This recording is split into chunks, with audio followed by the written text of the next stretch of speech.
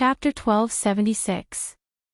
The two servants thought that Feng Ling had fallen asleep, so they did not continue to guard the room. Before leaving, they took her temperature again. After confirming that her temperature was normal and there was no fever, they quietly left. Feng Ling opened her eyes and looked at the luxurious crystal chandelier and the spotless white ceiling. She heard the sound of the rain outside the window gradually getting heavier. The rain had been raining for a long time. Feng Ling closed her eyes and couldn't fall asleep. Of course, she was not feeling sorry for the people outside. Li Nanheng's physical fitness was very good. He wouldn't catch a cold or die just because of a freezing rain. She had nothing to feel sorry for or worry about.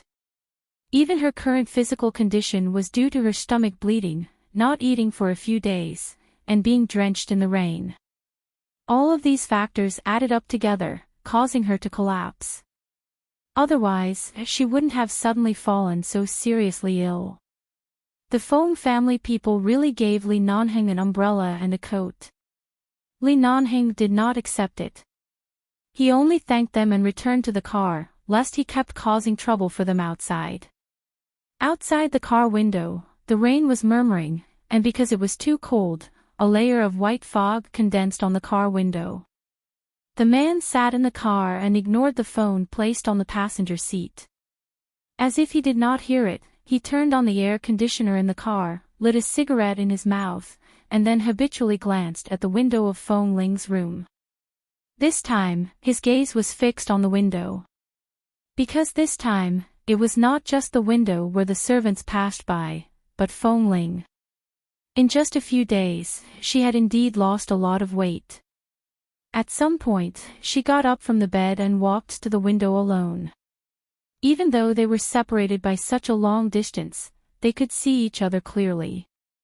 Li Nanheng suddenly met Feng Ling's eyes and quickly took out the cigarette in his mouth. Because he was too anxious, he did not even frown when the cigarette butt burned him.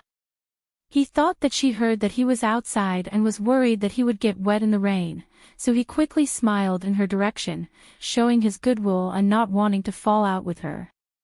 However, as soon as he smiled, Feng Ling expressionlessly closed the curtains, completely cutting off the only window that Li Nanheng could find comfort in for 2 days. Li Nanheng's smile froze. In the days after Feng Ling woke up, she quietly stayed in the bedroom and did not go out. Later, when she learned that Li Nanheng had been invited by grandfather Feng, the two of them chatted for a while before Li Nanheng left the Feng family and did not continue to guard the door. She didn't know what they talked about, but Feng Ling didn't care. After adjusting her condition in the Feng family for a few days, she finally recovered a lot of energy and gradually accepted her role in the Feng family. At first, she only addressed them as Old Madam Feng and Old Mr. Feng, but gradually, because of the Feng family's enthusiasm and the atmosphere of the entire family's love for her, she gradually let go of her uncomfortable emotions and occasionally called them Grandpa and Grandma. The two elders of the Feng family were extremely excited. In the past few days, they had ordered one set of clothes after another for her. There were all kinds of styles, and they were all suitable for her size.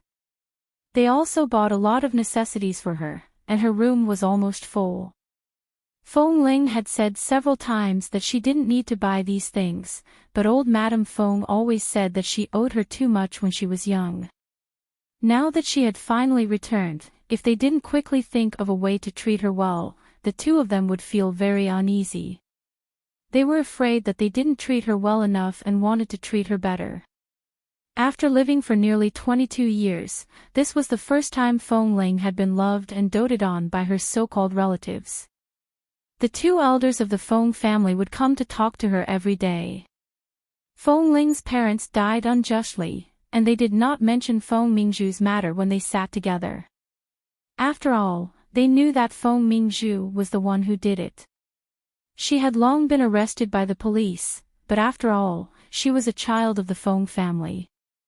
Although the two elders hated her and would rather she plead guilty, they did not want to mention anything about Feng Mingzhu at home to add to their troubles. In this large Feng family, it was as though only the tight embrace of the grandparents and granddaughter could warm up the Feng family that seemed to be about to turn cold. As Feng Ling had been at home recently, she did not seem to have any intention of leaving, nor did she say that she would return to 11 base. Recently, when Grandfather Feng occasionally went to take care of various aspects of the family business, he looked energetic and in good spirits. Li Nanhing did not come again, but the elders of the Li family often came to the Feng family in their own names. They often sent various new collections of good things to the Feng family. Feng Ling usually avoided them and had no contact with the Li family.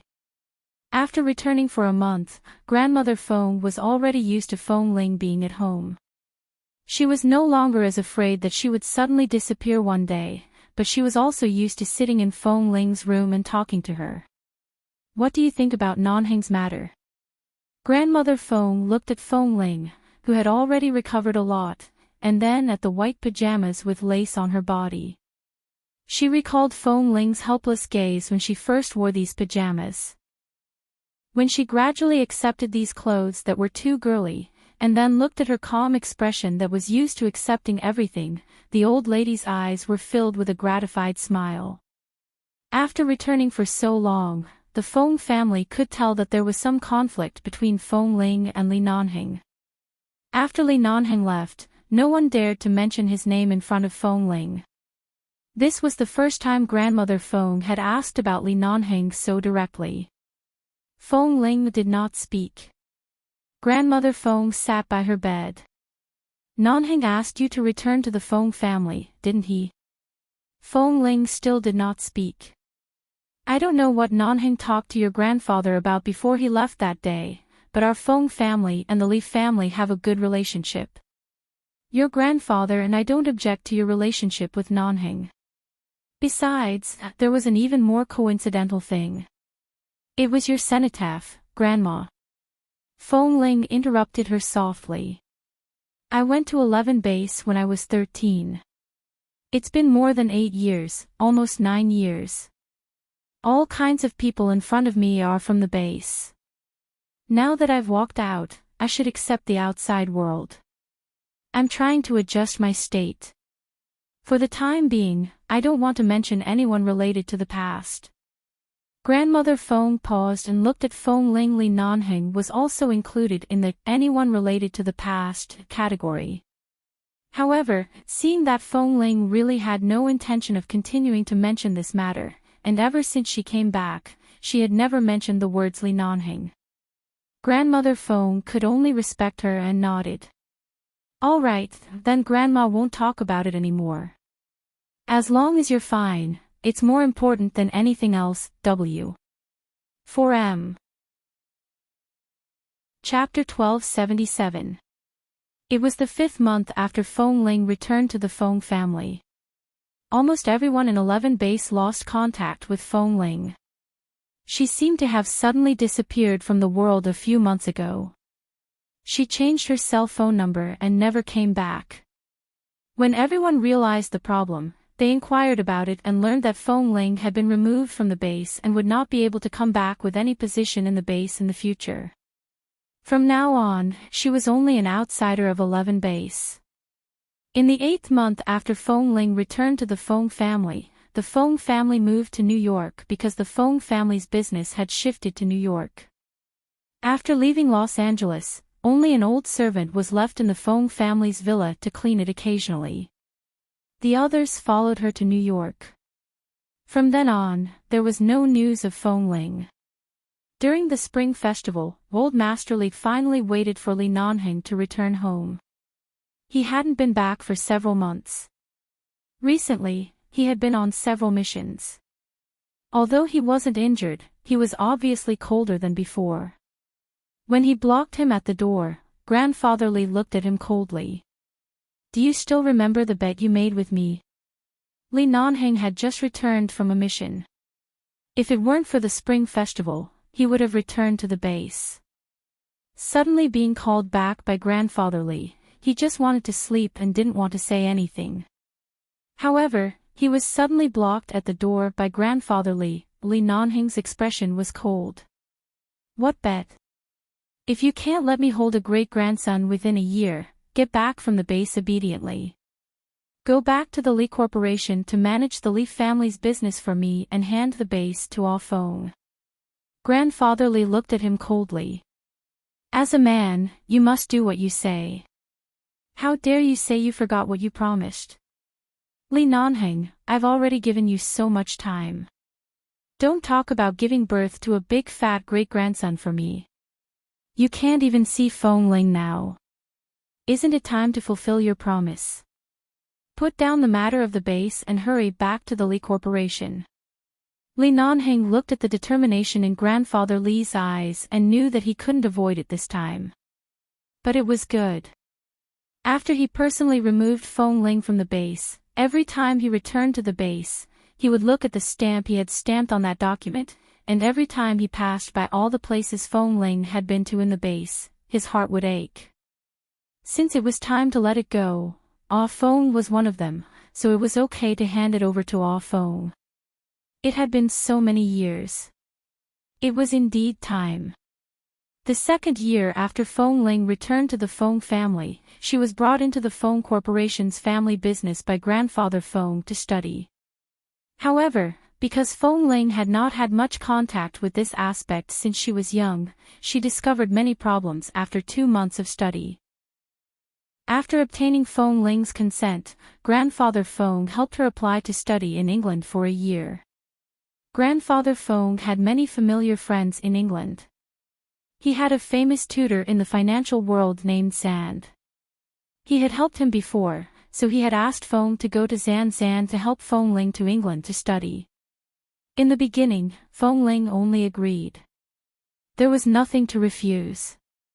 Since she was back, the Feng family really needed her to support this family after she gradually grew up. She had her own responsibilities, so she could accept any arrangement. In the end, she did not expect that Jean Wan's tutor in England was actually Mr. Zand. She had just arrived in England and had just found someone when she bumped into Jean Wan. However, Jean Wan had already been in England for 2 years, and her entire temperament had changed. Feng Ling did not mention much about herself in front of Jean Wan. She only said that she was here to study. Coincidentally, she was currently studying business management and various business and financial matters. Jean Wan's MN group was also lacking people, so Feng Ling decided to stay and study with them while working. It was just nice that she could accompany Jean Wan. When she first arrived in England, Jean Wan had been working overtime all day because N Group's situation had fallen to a low point. Although Feng Ling had come to study, she was used to taking care of her, so she often stayed by her side to work with her. She often helped Jean Wan pour coffee and pack her things. Occasionally, she would act as Jean Wan's chauffeur and protect her just like when she was in High City. However, after all, she could not follow her around like before. Jean Wan was now the CEO of N Group, and it was not convenient for Feng Ling to follow her to many occasions. Feng Ling was worried about Jean Wan, so she simply asked Jean Wan to take some time out every day to learn some self-defense skills from her. Jean Wan was quite willing to learn. Every day, after working out, she would take an hour or 2 to learn various movements from Feng Ling in the gym. She would also learn from Feng Ling how to recognize the various acupuncture points in the human body.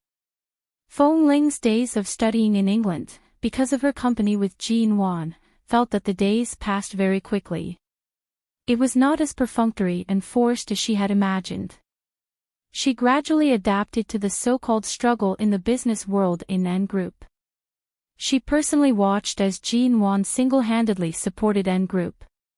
With Mr. Zand's guidance and help, she watched as N Group gradually gained a place in the global Chinese community. Not only did Jean Wan benefit a lot from Feng Ling, but Feng Ling also benefited a lot from Jean Wan. Half a year after coming to England, Jean Wan happened to be ranked first on the Forbes list of female entrepreneurs under the age of 25. Taking advantage of her rare vacation, Jean Wan and Feng Ling made an appointment to go to a riverside village on the outskirts of London for a 2-day vacation. At night, the two women sat by a riverside on the outskirts of London, drinking wine and eating barbecue. Jean Wan had just drunk 2 cans of wine. She lay on the grass and looked up at the sky, saying, "Feng Ling, if I had known that you would walk the path of a businessman in the future, when we were in T-City, I should have pressed your head down and made you learn obediently. I remember that you didn't even take those business management books." Feng Ling also held a glass of wine in her hand and sat by her side with a faint smile. "How could I know what would happen in the future? Besides, I was only responsible for protecting you. The bodyguard's job was to ensure your safety. I didn't have the mood to learn those things. Besides, the professor's words were too profound. A beginner like me couldn't learn anything from him." "That's true. The way the professor taught back then wasn't suitable for you," Jean Wan said with a smile. "Mr. Zand is different." Jean Wan said with a smile, "Mr. Zand is different. What he teaches is not limited to paper, but for you to do it yourself and experience it. Just like when MN Group fell to the bottom, he could have helped me, but he deliberately left me hanging and let me struggle to get up on my own. At most, he would occasionally give me a few pointers, but now that I think about it, he is indeed a good leader. He knows what to do and what not to do.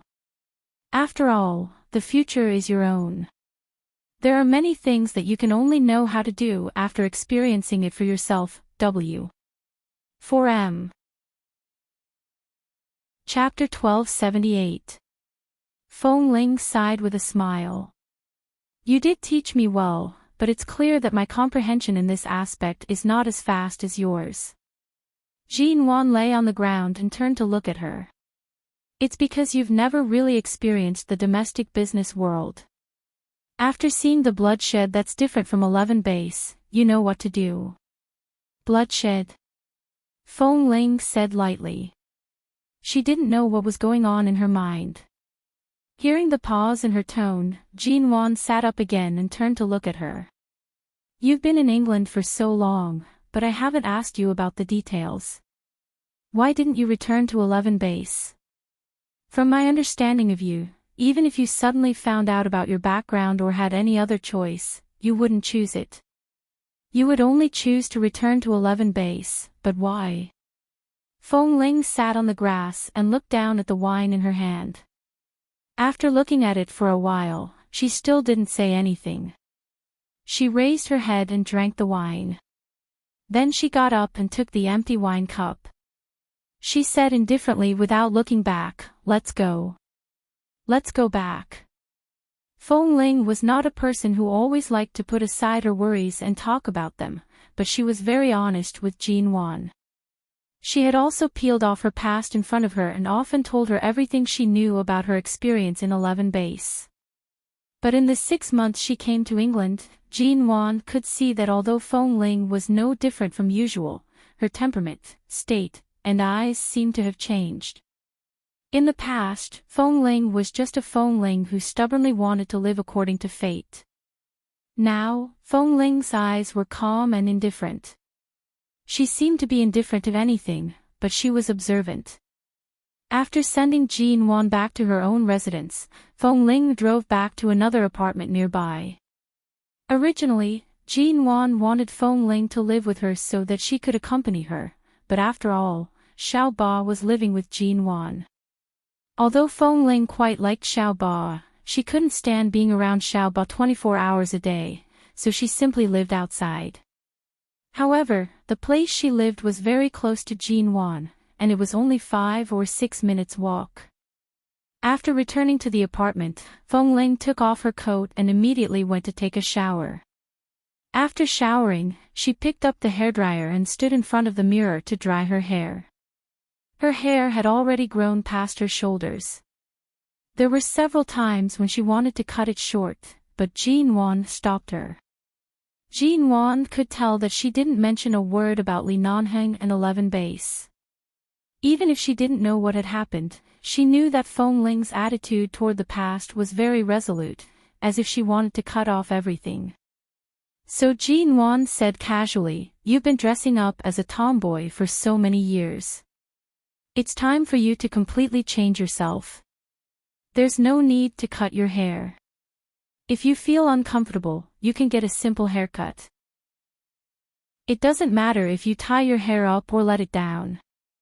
Now that you're standing in front of me, I feel that you're indeed no longer the Feng Ling of the past, but if you keep your hair so short, I'll feel that you're still the same as before." Feng Ling didn't want to be like the past. She wanted to change. She indeed wanted to cut off all traces of her past, even if it was just a shadow that resembled her. Memories often made people think of many things. She didn't want to recall them. However, she didn't go to the barber shop outside to get her hair styled. Every day, she only wore a simple black baseball cap. Occasionally, her hair would be tied into a short ponytail, and occasionally, it would be scattered over her shoulders. She only wore a hat. She was still used to wearing sportswear because she felt comfortable and didn't feel restrained. However, Mr. Zand had specially said something about her usual dressing. He said that the British business world paid a lot of attention to etiquette. For some important signing occasions and business contacts, she had to wear formal clothes or gowns. It was not advisable for her to always dress like a student or a gym coach. After being pointed out by Mr. Zand several times, Feng Ling still had no intention of changing her mind. On the other hand, Xiao Ba and Jin Wan were anxious for her. MN Group was prospering by the day. Although Jin Wan was busy, she was not as tired as she had been in the past few months. It was rare for her to find time, so she and Xiao Ba tricked Feng Ling to a certain commercial street in London and brought her into a department store. It was one thing for Jin Wan, but Jin Wan also brought Xiao Ba along. Of the two of them, one was paying attention, and the other kept chatting by the side. Feng Ling looked at the clothes they had chosen for her and felt her head hurt. This dress isn't bad. It's a very plain style on the top, and there are some pleated designs on the bottom. It should be very smooth on your body. Jin Wan picked up a pearl-colored dress and raised it to Feng Ling. She waved it in front of Feng Ling.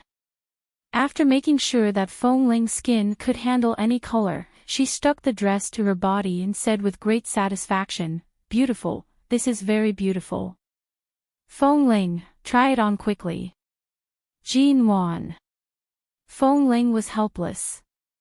She raised her hand and was about to push the clothes away when Jin Wan forcefully pressed the dress against her body and stared at her. "Don't you remember what I said? And what did Mr. Zand say about you? Have you forgotten that even if you don't like to wear it, you have to have a few pieces? Otherwise, when it comes to certain occasions, do you still want to borrow my clothes? I can borrow them, but our sizes are different. It won't be comfortable for you to wear them." Without waiting for Feng Ling to speak, Jin Wan turned back and asked the shop assistant to lead the way for Feng Ling to the fitting room. Feng Ling was helpless. She took the clothes into the fitting room. It wasn't that she had never worn dresses before. In the past, when she was in the base, she had worn them when she was dressed as a woman. They were sexier and tighter than this kind of clothes. At that time, she was not used to wearing them, but she had no choice but to wear them. Now, she was suddenly asked to change her style. In fact, the baseball cap and sportswear were really comfortable. She stood in the fitting room and looked at herself in the floor-to-ceiling mirror. She then looked at the pearl-colored dress in her hand. Xiao Ba stood outside and urged, "Feng Ling, don't waste time. CEOG specially took time out today to accompany you shopping for clothes. Her time is so precious right now, and she's still thinking about you. You should give her some face and quickly change your clothes." Feng Ling, a few minutes later. The door of the fitting room opened. The moment she saw Feng Ling walk out, Xiao Ba, who was waiting for her outside and drinking milk tea, almost splashed the milk tea all over herself. W. 4M. Chapter 1279. The hat on Fong Ling's head had been taken off by herself. Her black hair, which had never been dyed, was scattered softly on her shoulders, and there were still some bangs on her forehead. She was wearing the high heels used in the fitting room to change clothes, and her sportswear had turned into a pearl-colored dress. Seeing Fong Ling come out, Xiao Ba stood there for a long time before suddenly shouting, "Ah, ah, ah, CEOG.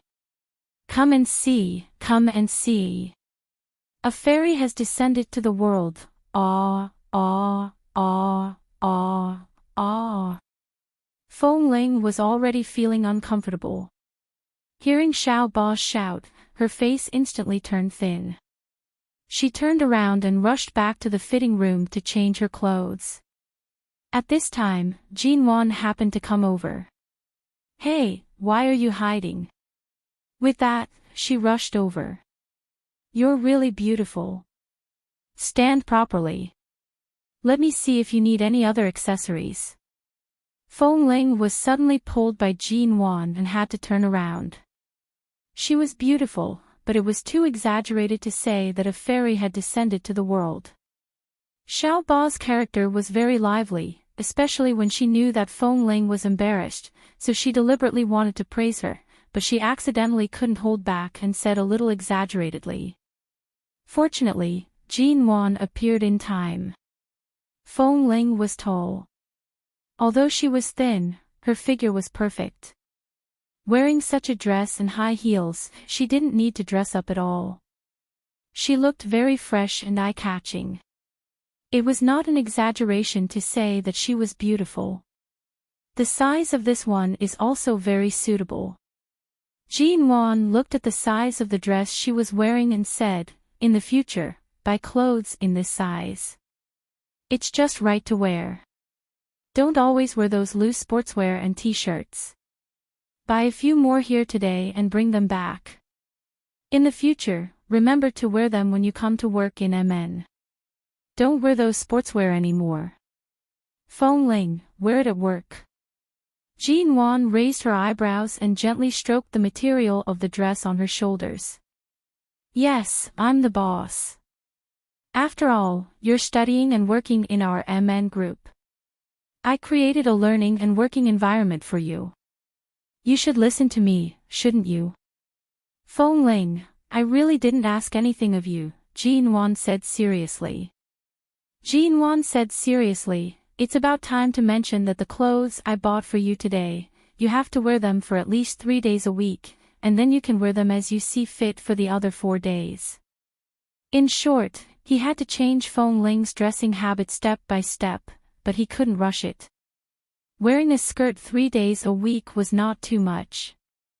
After that, Jin Wan continued to take Fong Ling and Xiao Ba shopping in the mall.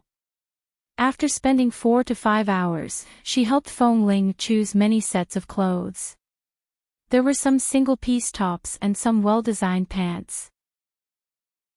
There were also some beautiful suits, some dresses, and some beautiful dresses that were separated and matched together. In short, he bought almost all the fashionable and OL-style clothes and asked Fong Ling to bring them back to wear. Jin Wan also chose 2 sets of clothes for Xiao Ba. Xiao Ba was overjoyed. At night, even though she had been out for a day, Fong Ling still came to Jin Wan at her regular fitness time and taught her the simple martial arts and movements for self-defense. During the day, Jin Wan's fighting ability in the mall could not be underestimated, but after returning home, she became useless. Originally, she wanted to lie on the bed and laze around, but she was still cruelly pulled up from the bed by Fong Ling and forced to exercise in the fitness room.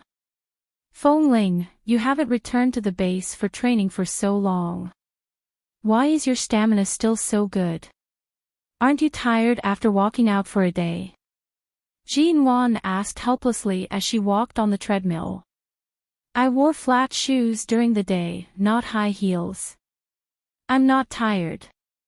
I'm also wearing flat shoes. Jean Wan let out a long breath and tried to cheer herself up to continue walking quickly. Feng Ling was thinking about Jean Wan's health. After Jean Wan had a miscarriage in Los Angeles, she was depressed for a long time and didn't sit well during the month of confinement. Her physical condition deteriorated every day. If she took the time to exercise well now, her physical condition would be much better. In the 2 years since Jean Wan arrived in England, other than when she was too busy, her life had been very regular and rational. She and Feng Ling had the same tacit understanding. That was, Jean Wan did not mention a word about Imo Jingshan, and Feng Ling did not say a word about Li Nanheng. Walk for another 20 minutes and then do the movements I taught you last night. Review them and learn the new movements next time. Although Feng Ling was teaching Jean Wan by the side, she still accompanied her to practice. She turned on another treadmill by the side and maintained the same rhythm as Jean Wan. 2 hours later, Jean Wan was so tired that she sat on the sofa to drink water. After drinking a large glass of water, she leaned against the sofa weakly and looked at Feng Ling, who did not sit down but put on a baseball cap and coat to go home. By the way, there's something I almost forgot to tell you. What is it? Feng Ling was indeed preparing to go home. Hearing this, she turned back to look at her. Do you remember Mr. Zhan's younger brother who is the vice president of the London International Bank? That time when we went to UNL with Mr. Zhan, we coincidentally met the young, fair, and gentle-looking one. Feng Ling recalled briefly, I don't remember. Jean Wan, that's right. Feng Ling was the type who did not like to take strangers to heart. After seeing him for a few days, she probably forgot about him and did not take it seriously. TSK, then I'm afraid his love is unrequited. I met him again 2 days ago, but I met him at a financing meeting in London. After all, he's the vice president of the London International Bank. He's very knowledgeable in financial investment. Many companies here find it difficult to speak to him, let alone ask for financing. But perhaps because we're Mr. Zhan's subordinates, he's quite polite to us. More importantly, we've only met once before. I remember that he was especially cold to us and didn't even bother to ask for our names. But he remembers and specially asked why you didn't go with me. Jean Wan smiled and leaned against the sofa. I met him again 2 days ago, but at a financing meeting in London. Feng Ling looked at Jean Wan. So, based on a woman's sixth sense, I feel that he seems to be interested in you. Feng Ling did not have much expression. If there's nothing else, I'll go back first. Why are you leaving? I don't think he has any feelings for Li Nanheng right now. He doesn't even plan to return to 11 base. Could it be that he plans to be alone for the rest of his life? I think Mr. Zhan's brother has a good character and looks. Most importantly, he is gentle and gentlemanly. If there is a chance to develop well. Chapter 1280. Think about yourself first. Feng Ling did not wait for Jean Wan to finish speaking. She interrupted her and turned to leave. Jean Wan, Feng Ling had just walked out of the door when Xiao Ba came back. The moment she saw Feng Ling, she knew that she must have tortured Jean Wan in the gym. Xiao Ba was especially afraid that one day, Feng Ling would drag her into Jean Wan's gym to train. She immediately grinned at her with a fearful expression. Hee, goddess, you're going home already. Aren't you staying for a meal? Xiao Ba was Jean Wan's fan, and Jean Wan was also Xiao Ba's life goal. However, Feng Ling had always been Xiao Ba's goddess. She was the kind of goddess who was unreachable. Feng Ling glanced at her indifferently. It's fine if you stay for a meal. It's fine if you stay to teach me a set of boxing moves. Xiao Ba. She immediately made an inviting gesture. Please go home. Fong Ling snorted, but a smile appeared in her eyes. She liked the way she interacted with Jean Wan and Xiao Ba. It was very relaxing. She could be herself casually and did not need to be too restrained. After leaving Jean Wan's residence, Fong Ling did not go home directly. She had just received a call from Mr. Zand asking her to go over to get some documents. Mr. Zand's private villa. As soon as Fong Ling arrived, she saw a limited edition blue Bugatti parked in the villa. She didn't remember Mr. Zand having this car in his garage. Could it be a new car? However, this car was completely different from Mr. Zand's usual steady and shrewd personality. It seemed to be driven by a younger person. Fong Ling only took a glance and walked in. When she entered, she saw 2 cups of coffee on the coffee table in the villa. She usually didn't drink coffee, so the coffee was clearly not for her. It seemed like there were other guests here. "Miss Fong, you're here." Fei Yong walked over and said, "Mr. Zand and Mr. Ian are chatting in the study. They'll be out soon. Please wait a moment." Fong Ling nodded. Ian was the vice president of the London International Bank that Jean Wan mentioned. He was of British and Chinese descent. He seemed to be around 32 or 33 years old.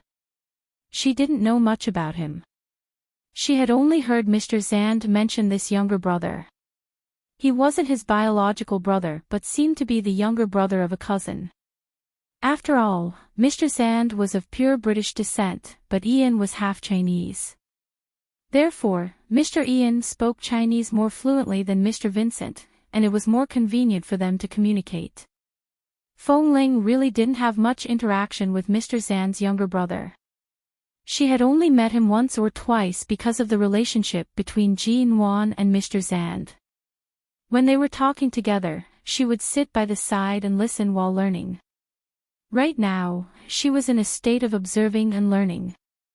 She still had to follow Jean Wan, but fortunately, Jean Wan was around. She told her everything about business without hiding anything. She would also patiently explain all the ways to communicate with businessmen to her in detail. Thus, Fong Ling had indeed improved greatly. She could already negotiate contracts and meet clients alone, and she could successfully earn a lot of money based on her own judgment. The Filipino maid went to pour Fong Ling a glass of apple juice. After thanking her, Fong Ling stood in front of the window in the living room. She held the apple juice while looking at the garden scenery in the front yard of the villa. Mr. Zand's front yard and backyard were decorated very well. Most of them were green plants, and the air was good and fresh. After waiting for less than 10 minutes, Fong Ling heard someone laughing and chatting behind her. Then she heard footsteps coming down the stairs. She turned back and saw Mr. Zand and Mr. Ian walking down with a smile. "You're here." When Mr. Zand saw Fong Ling, he waved at her. "Come here. I've printed out the documents I mentioned last time. Take them back and tidy them up. Take a good look." Fong Ling walked over and took a stack of documents. They were all English words and numbers. She could understand them. After all, she had grown up in the United States. She nodded. "All right, apart from these typical business cases, do you need me to look at any other financial cases? Read these first. Write a summary for me later." Fong Ling's expression instantly stiffened. Her face was filled with disbelief. "You want to write a summary? Why else do you think I asked you to read these?" Mr. Zand smiled. "Grandpa gave it to me to teach you how to be a smart businessman. You have no foundation to begin with. From one industry to this industry, what you should absorb is not from books, but all the experiences you have learned. In the past half a year in England, you've seen and heard a lot. Now, it's time to work hard on these cases. I asked you to write a summary to see how much you've absorbed. There's no need to write too detailed. Just write what you want to express." Fong Ling. All right, I understand. She placed the documents into the bag she had brought with her and carefully put them away. Ian stood by the side and did not speak, but he did not leave. He only looked at Fong Ling for a while. Mr. Zand usually did not speak much, nor was he someone who dawdled. After giving his instructions, he asked Fong Ling to go back. However, as he spoke, he felt that his brother's eyes seemed to be staring at her, so he turned to glance at him. What's wrong? Are you interested in my student? A scrutinizing smile appeared on Ian's handsome face. I'm just very curious about this Miss Fong. She's clearly a very beautiful lady, but why does she always have a straight face all day? Furthermore, she doesn't seem to have a good temper. The first 2 times I met her, it wasn't very pleasant, but I have a deep impression of her. Fong Ling replied calmly, I'm sorry. I've always been like this since I was young. I don't mean to offend anyone. If I accidentally offend Mr. Ian, please don't hold it against me on account that Mr. Zand is my mentor. Ha ha ha. Ian laughed. No, no. Miss Fong, you don't have to be so polite. You didn't offend me. Mr. Zand raised his brows and gave Ian a meaningful look. Ian also gave him a look, indicating that he was indeed interested in his student. Mr. Zand sneered without giving him any face. This female student of mine is not so easy to conquer. Be careful. The conversation between the 2 men was too direct. It was not like Fong Ling did not understand. She did not speak or participate in this topic. She only took the documents with a calm and indifferent expression and left. I'll go back first. I'll get someone to send you, Mr. Zand said. After saying that, he glanced at Ian. Of course, the person he wanted to call was his younger brother. He had to have some awareness of being a grown man. No need. I drove here myself. Fong Ling did not look back. Chapter 1281. Fong Ling walked out of the villa. The person behind her did not chase after her. She could be considered happy and quiet. After entering the car, she placed the documents in her hands on the passenger seat and drove back. She drove home, showered, and dried her hair before reading the documents. The night passed just like that. The next day, she continued to work at Jean Wan's company. Mr. Zand rarely came to Jean Wan's place. Even though he was old, he was completely a respectable elder. However, he seemed to be very concerned about being too close to Jean Wan. Although Mr. Mo and Jean Wan had not contacted each other for more than 2 years, Fong Ling often felt that Mr. Zand had been maintaining a certain distance from Jean Wan due to the pressure from Mo Jingshan, afraid that there would be any misunderstandings. Of course, this could only be a guess. After all, they had already divorced and no longer contacted each other. It was Mr. Mo who had brought up the divorce. How could he possibly give others pressure? Jean Wan's personality was very tough. Although she did not say it out loud, she would usually be as happy as she was with everyone. When she was alone at night, she would not feel sad or anything. However, Fong Ling knew that Jean Wan's personality had subtly changed a lot. Both of them had changed a lot. Jean Wan was forcefully pushed out from a warm embrace, while Fong Ling, it was hard to explain. The 2 of them felt more like bosom friends in a foreign country, so their relationship became better and better. It was the weekend, and it was a holiday. It was rare for Jean Wan and Xiao Ba to rest at home.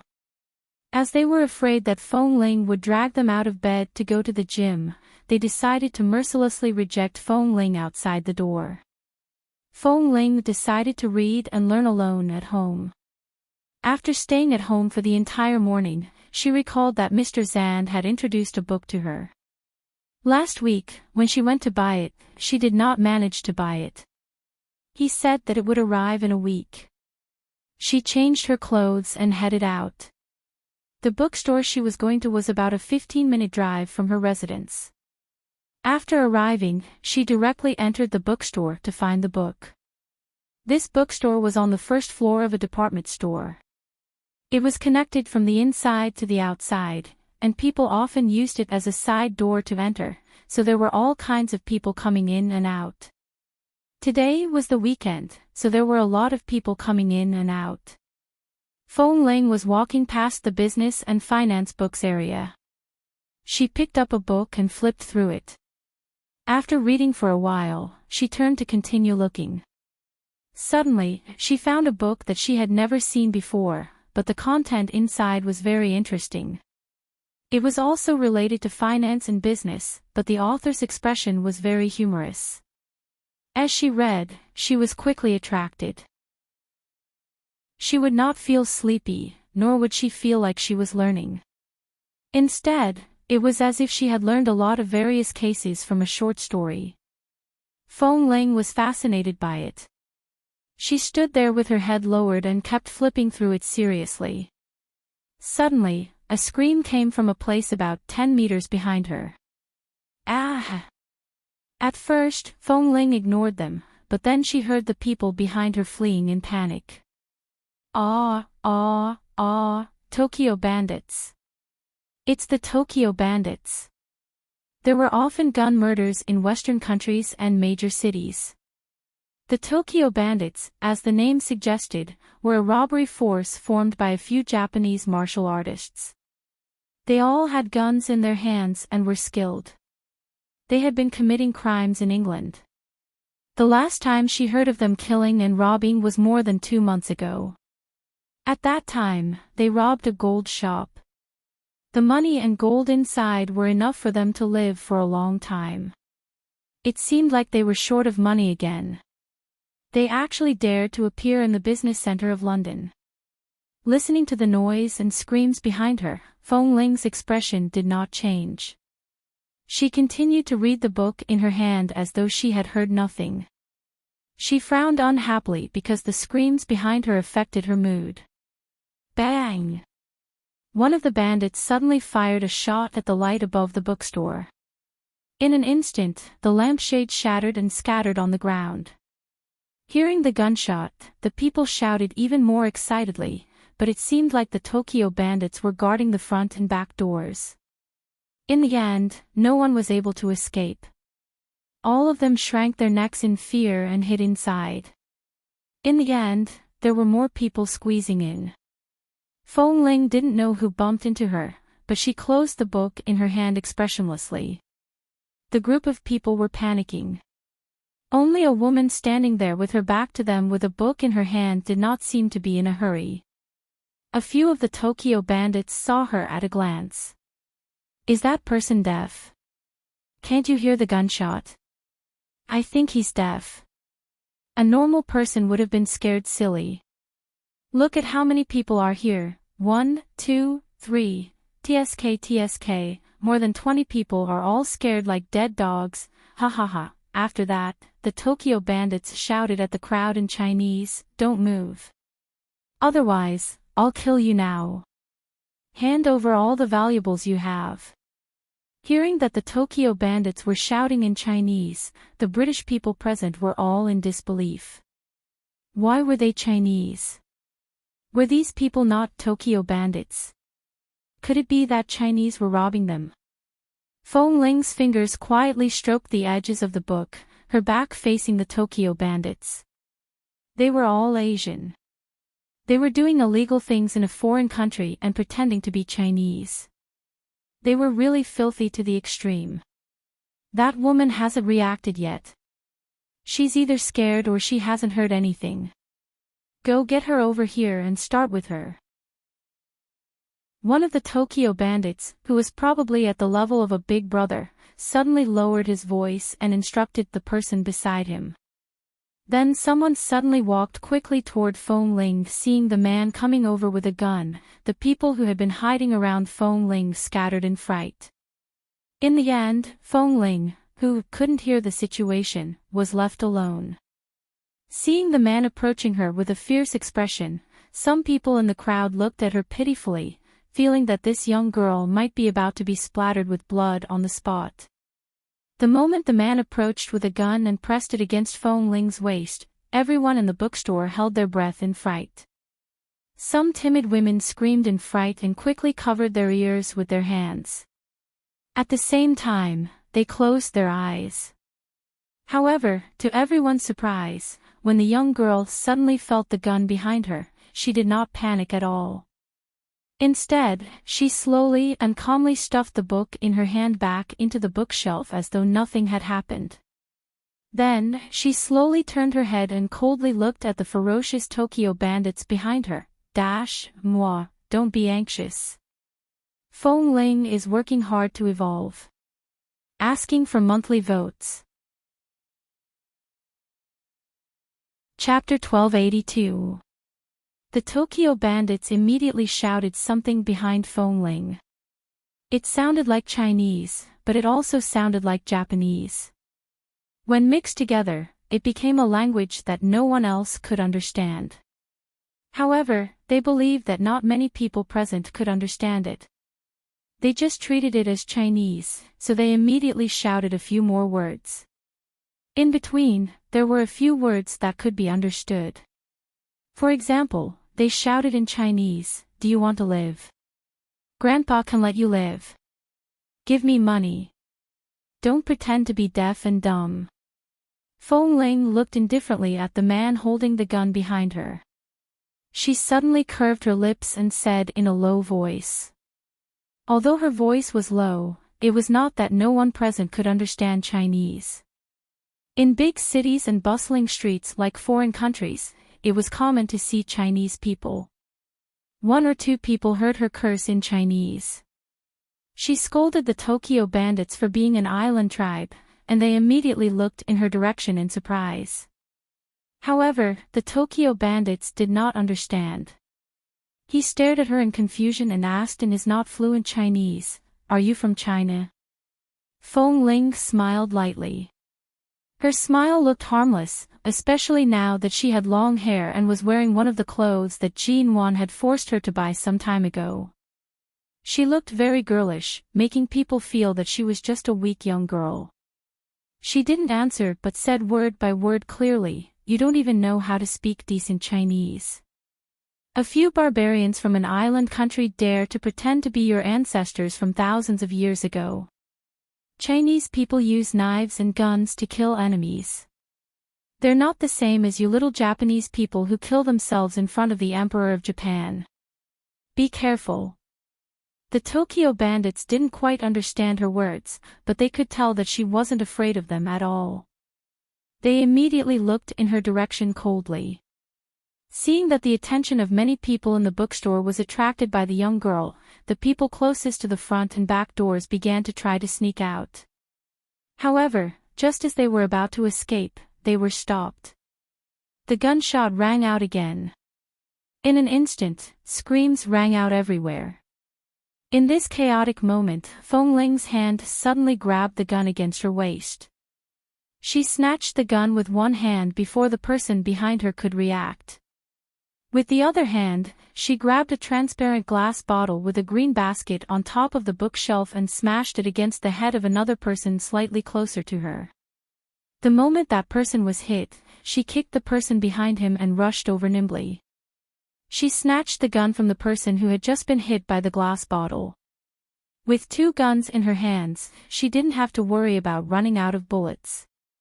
She forcefully turned the gun in her hand and coldly fired a shot at the two people who were groaning in pain on the ground. The bullets hit their wrists, rendering them unable to participate in the battle. It was just a few armed robbers. Feng Ling didn't say anything. The moment the Tokyo bandits raised their guns and pointed them at her, she kicked the bookcase closest to her to block all the bullets coming at her. At the same time, she avoided the muzzles of those people and stretched out her hand under the cover of the bookcase to shoot the person at the edge. The people who were hijacked in the bookstore didn't know what had happened.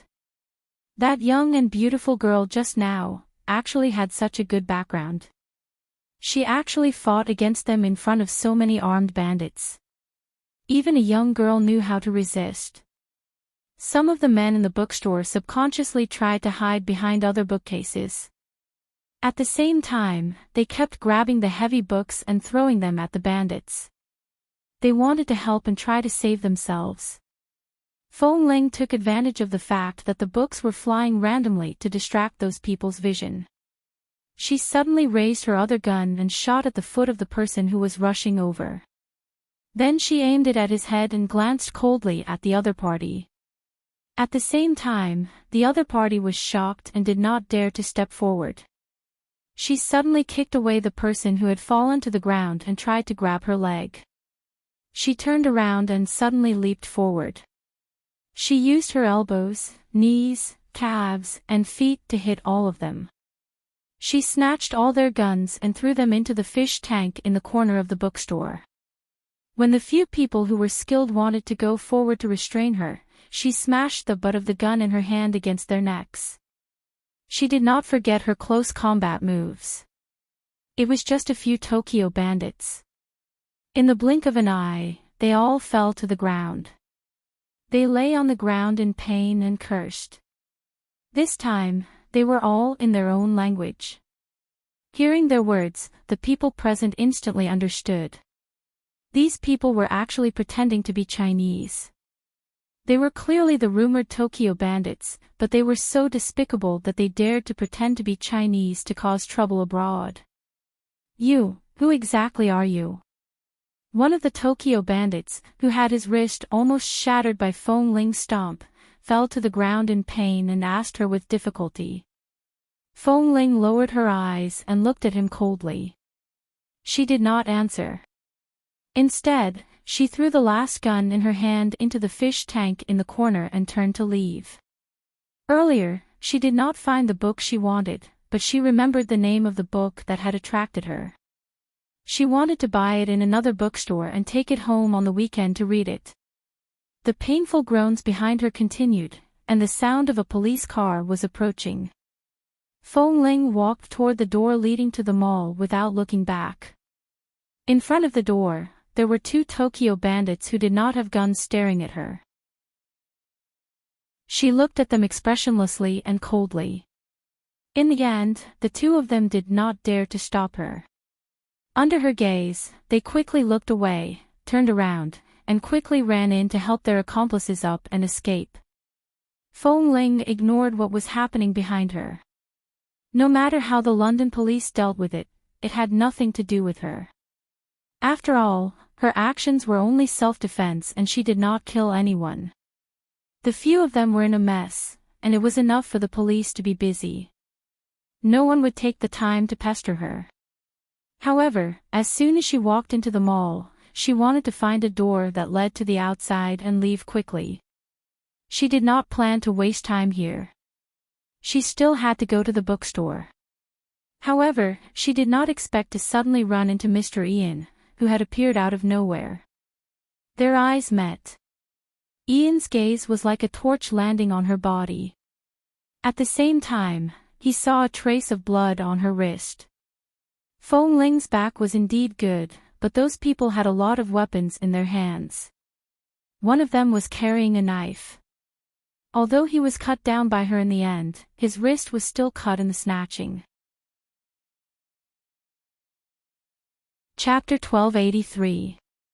Although it was only a superficial wound and did not bleed much, Feng Ling felt a little uncomfortable being seen by a stranger like this. In the past 6 months, she had never fought with anyone in England. When she was by Jean Wan's side, she could only intimidate her. After all, MN Group also had security guards and professional bodyguards. Feng Ling was here to learn. Jean Wan didn't really want her to bother protecting her, so Feng Ling basically didn't fight much. Today was the first time she had fought since she came to England. In the end, it caused such a big commotion. She only looked at Ian for a moment and left without saying anything. However, the tall mixed-race man strode over without saying a word. The moment Feng Ling turned around and took a few steps, he suddenly grabbed her wrist.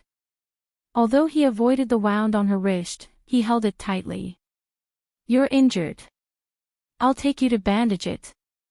Although Fong Ling had been in 11 base for many years and didn't feel much from her brothers, this man was different from her previous brothers. She was so sensitive that she wanted to pull her hand out, but the man held it even tighter. She frowned. Let go.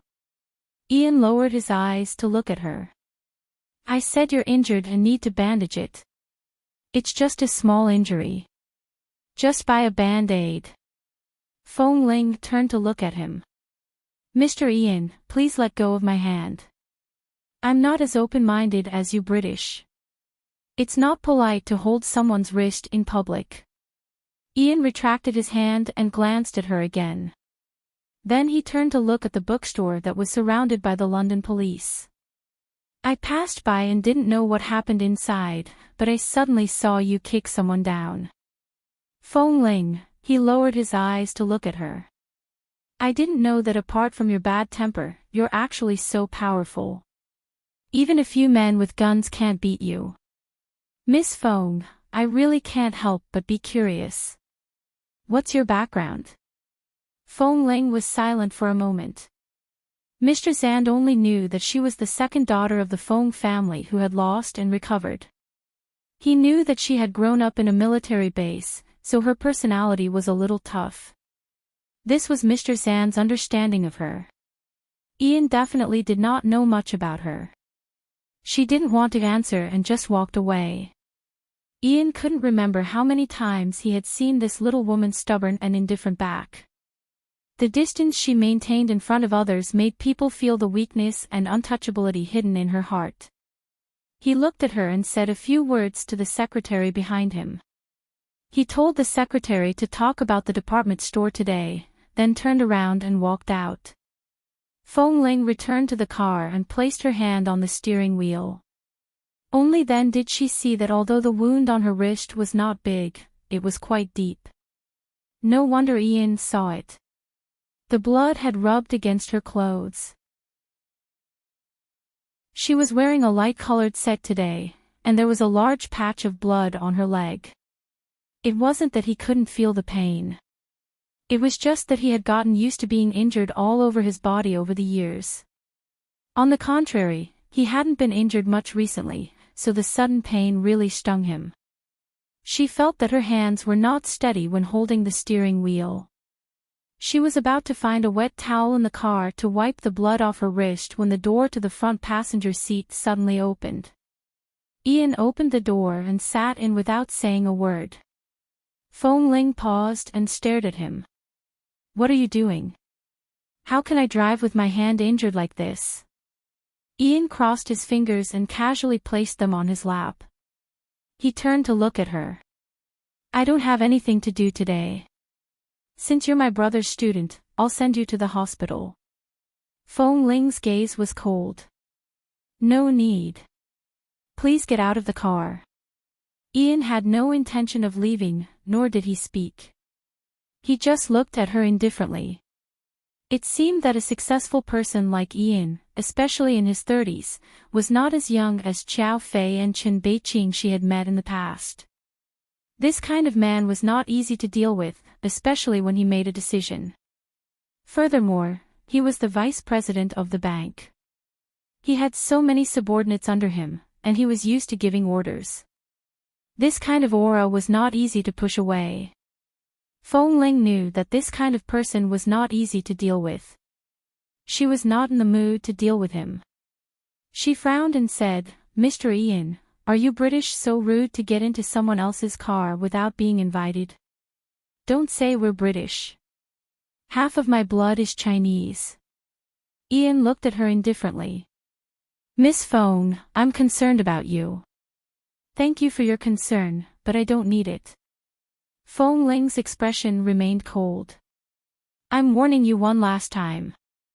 Please get out of the car. Ian smiled and raised his hand to make an inviting gesture. If you can drive the car 500 meters away smoothly, I'll get out. Fong Ling took a deep breath and expressionlessly retracted her gaze. She started the engine and drove the car away. It was just that her wrist was a little painful, but it was not to the extent that she could not drive.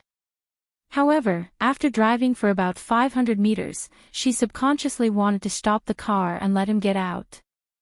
However, she neglected the situation at the nearby intersection. After driving here, she was not allowed to stop. Even if she wanted to violate the traffic laws, she could not stop at all. There were many cars behind, and a slight delay would cause a serious traffic jam. Seeing that the car could not be stopped, Fong Ling's expression became even worse. As she drove, she said coldly, "Mr. Ian, you're so scheming." Ian smiled calmly and pointed ahead with his chin. "There's a hospital 3 kilometers ahead. Go and bandage it. I'll leave after seeing that your wrist is bandaged." Fong Ling couldn't stop the car right now, so she had no other choice but to drive forward. However, when she drove to the hospital, she unbuckled her seatbelt and said, "Are you sending me to the hospital or should I send you to the hospital?" Ian chuckled. "It's the same meaning. Can't you drive? If you like to drive by yourself, I'll let you. However, I still have to watch you bandage it. Otherwise, I don't think you take your body seriously. It's very likely that you'll go back directly. If you get infected by the water and have a fever after the infection, I'm afraid no one will see you faint at home at night. It's not that serious. I can see if it's serious. I could push the car away. Let's go bandage it." Chapter 1284. This person's back view was too similar to that of the man in Los Angeles. She retracted her cold gaze, took out the electronic car key, locked the car door, and followed him into the hospital. It was just a very simple skin wound. After the doctor stopped the bleeding and disinfected it, he wrapped it with gauze. Originally, there was no need to wrap the gauze, but Ian insisted. In the end, because her wrist was tied up, when she walked out of the hospital, she looked in the direction of her car and realized that this man was really scheming. She really couldn't drive anymore. "I'll help you drive the car back. Where do you live?" Ian walked by her side and signaled her with his eyes to give her the car key. Fong Ling was not someone who liked to compromise, especially when she was facing a man who knew how to play tricks. At this moment, her phone rang. She picked up her phone and answered the call. "Hello, Xiao Ba. No, I'm not home. I'm in the hospital now. It's fine. I encountered something just now. There's a scratch on my wrist. I came to the hospital to deal with it. There's no need to tell Jean Wan. The company has been so busy recently. It's not easy for her to have a good weekend. Don't let her worry. And you can come over if you want. Help me drive the car back." "All right, I'll send you the location later." Fong Ling hung up the phone and turned to look at Ian. "Sorry, my friend will be here soon. She can send me back. She can also drive the car for me." "Thank you, Mr. Ian." Ian raised his brows slightly. "Why do you always guard against me as if you're guarding against a thief? Do I have ulterior motives toward you or something?" "No, you're thinking too much. I'm just not used to being too close to strangers. I've seen you a few times. You're still a stranger. Are we very familiar with each other?" Fong Ling asked. Seeing that she didn't give him any space to take advantage of, Ian had met countless scheming and shrewd women at his age, but he had never seen such a stubborn woman.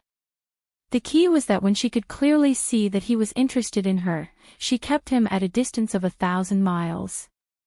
If this was her way of seducing men, he could only congratulate her on her success. However, she didn't do it on purpose. She really didn't want to have anything to do with him. "All right, I won't argue with you." Ian glanced at her car. "I'll accompany you to the car and wait. I'll leave when your friend comes." Fong Ling did not say anything and walked toward her car. No matter what, Ian had arranged for her to go to the hospital. He had also asked someone to quickly call a doctor to bandage her wound, so that she wouldn't have to wait in line. He still had to be courteous at the end. After returning to the car, Feng Ling sat in the driver's seat, picked up her coat, and put it on. The sleeve of the coat was just enough to cover the white gauze on her wrist. Then she picked up her phone and kept looking at it, ignoring the man sitting in the passenger seat. In the end, the phone was suddenly taken away from her hand. She looked at the empty phone and turned to see Ian holding her phone smoothly and calling his own phone. Feng Ling watched him. "What are you doing? Give me your number. In the future, we'll know each other and no longer be strangers." Ian was very direct. After obtaining her phone number, he did not do anything else. Before she flew into a rage, he handed the phone back to her. "Don't worry, I'm also very busy. I don't have so much time to disturb you, but since we're both single, it shouldn't be too much to contact each other when we're not busy. It doesn't violate any moral standards. You can be uninterested in me, but it doesn't stop me from being interested in you. There's still a long way to go." Feng Ling reached out and snatched her phone. Seeing that he had saved her phone number into his address book, she was clearly unhappy. "You're not being polite. If I'm too polite, I won't be able to chase after the woman I like. We're all men so shameless when chasing after women nowadays." Sure enough, only the cold and aloof Mr. M.O. was the most pleasing to the eye. Back then, other than being good to Jean Wan, his attitude towards everyone else was so cold, as though they were worlds apart. He would never do anything to make things difficult for others. Even when it came to Jean Wan, he treated her with sincerity. He would never play such a messy trick. She did not speak anymore and did not want to communicate with this person. She just looked at the time on her phone impatiently, waiting for Xiao Ba to come over. At this moment, the man beside her suddenly reached out his arm and leaned closer. When Feng Ling turned to look at him, the man had already placed one hand on the steering wheel in front of her and the other on the seat behind her. Although he did not pull the distance too close, his action of imprisoning her in the driver's seat still made Feng Ling's eyelids twitch. "How deeply hurt are you to hide your heart so well?" Ian looked into her eyes. "You're young. You shouldn't be so dull." Feng Ling looked away expressionlessly and could not be bothered to answer. Los Angeles, America. Lee Corporation. CEO Lee, the secretary, Yu Jing, knocked on the door and entered the CEO's office. He walked in with a few meeting documents in his hand. When the man walked in, he was actually a little nervous. After all, Li Nanheng had been back to take over the Lee Corporation for a few months. Although he was swift and decisive, he had made the company look like he had changed a layer of skin, and the whole company had entered a state of slow improvement. In the past 6 months, the Lee Corporation had been in the best state in recent years, but CEO Lee was good at everything, except for his temper. Furthermore, his temper was extremely bad. Usually, other than the necessary work relationship, he rarely communicated with the assistants and secretaries in the company. However, CEO Li did have an assistant named Xiao Su by his side. It was said that he had followed CEO Li out of 11 base and had been with him for many years. He was efficient, diligent, and tight-lipped. Other than communicating more with Xiao Su, CEO Li spent most of his time working with a sullen face. He rarely smiled. Therefore, although everything in the Lee Corporation had been developing in a good direction in the past 6 months, this CEO Li, who never gave anyone a good look, really made the secretaries and assistants who had to face him tremble with fear every day. Chapter 1285. From the beginning, the words were clearly written on CEO Li's face: "I'm not in a good mood right now." After the meeting was suspended, Everyone heaved a sigh of relief and quickly returned to their respective posts to avoid being affected. After all, if CEO Lee was really ruthless, he could fire all the heads of several departments at the same time. Half a year ago, when he first took over the Lee Corporation, he had changed the blood of these people. It was not impossible now. Everyone avoided him as much as they could. After all, CEO Lee's expression when he looked at his phone was frighteningly bad. Yu Zheng was unlucky. As his secretary, he had to bite the bullet and come to deliver the meeting documents. CEO Lee, after Yu Zheng put down the document, he saw Li Nanheng sitting on the leather chair behind the desk. He leaned against it and did not speak. His expression was still cold. He did not continue to look at his phone, but he was holding it in his hand. It looked like he was about to crush it on the spot. After hesitating for a moment, he tried his best to speak in a voice that was filled with a strong desire to live. This is the information from the meeting just now. Although the meeting was only half done, the information that was sorted out and the summary of the various departments that need to be submitted have also been summarized. Please take a look. Li Nanheng glanced at the document that was suddenly put down on the table. His cold eyes gradually regained some focus. Do you need me to go to England recently, or can you arrange for me to go on a business trip to England? England. Yu Zheng was startled for a moment. He did not understand why he suddenly wanted to go to England, but he still seriously picked up the tablet and checked it for a while before answering, CEO Lee, you don't have any plans to go to England recently. Instead, you have a lot of things to do in Washington, Los Angeles, and New York.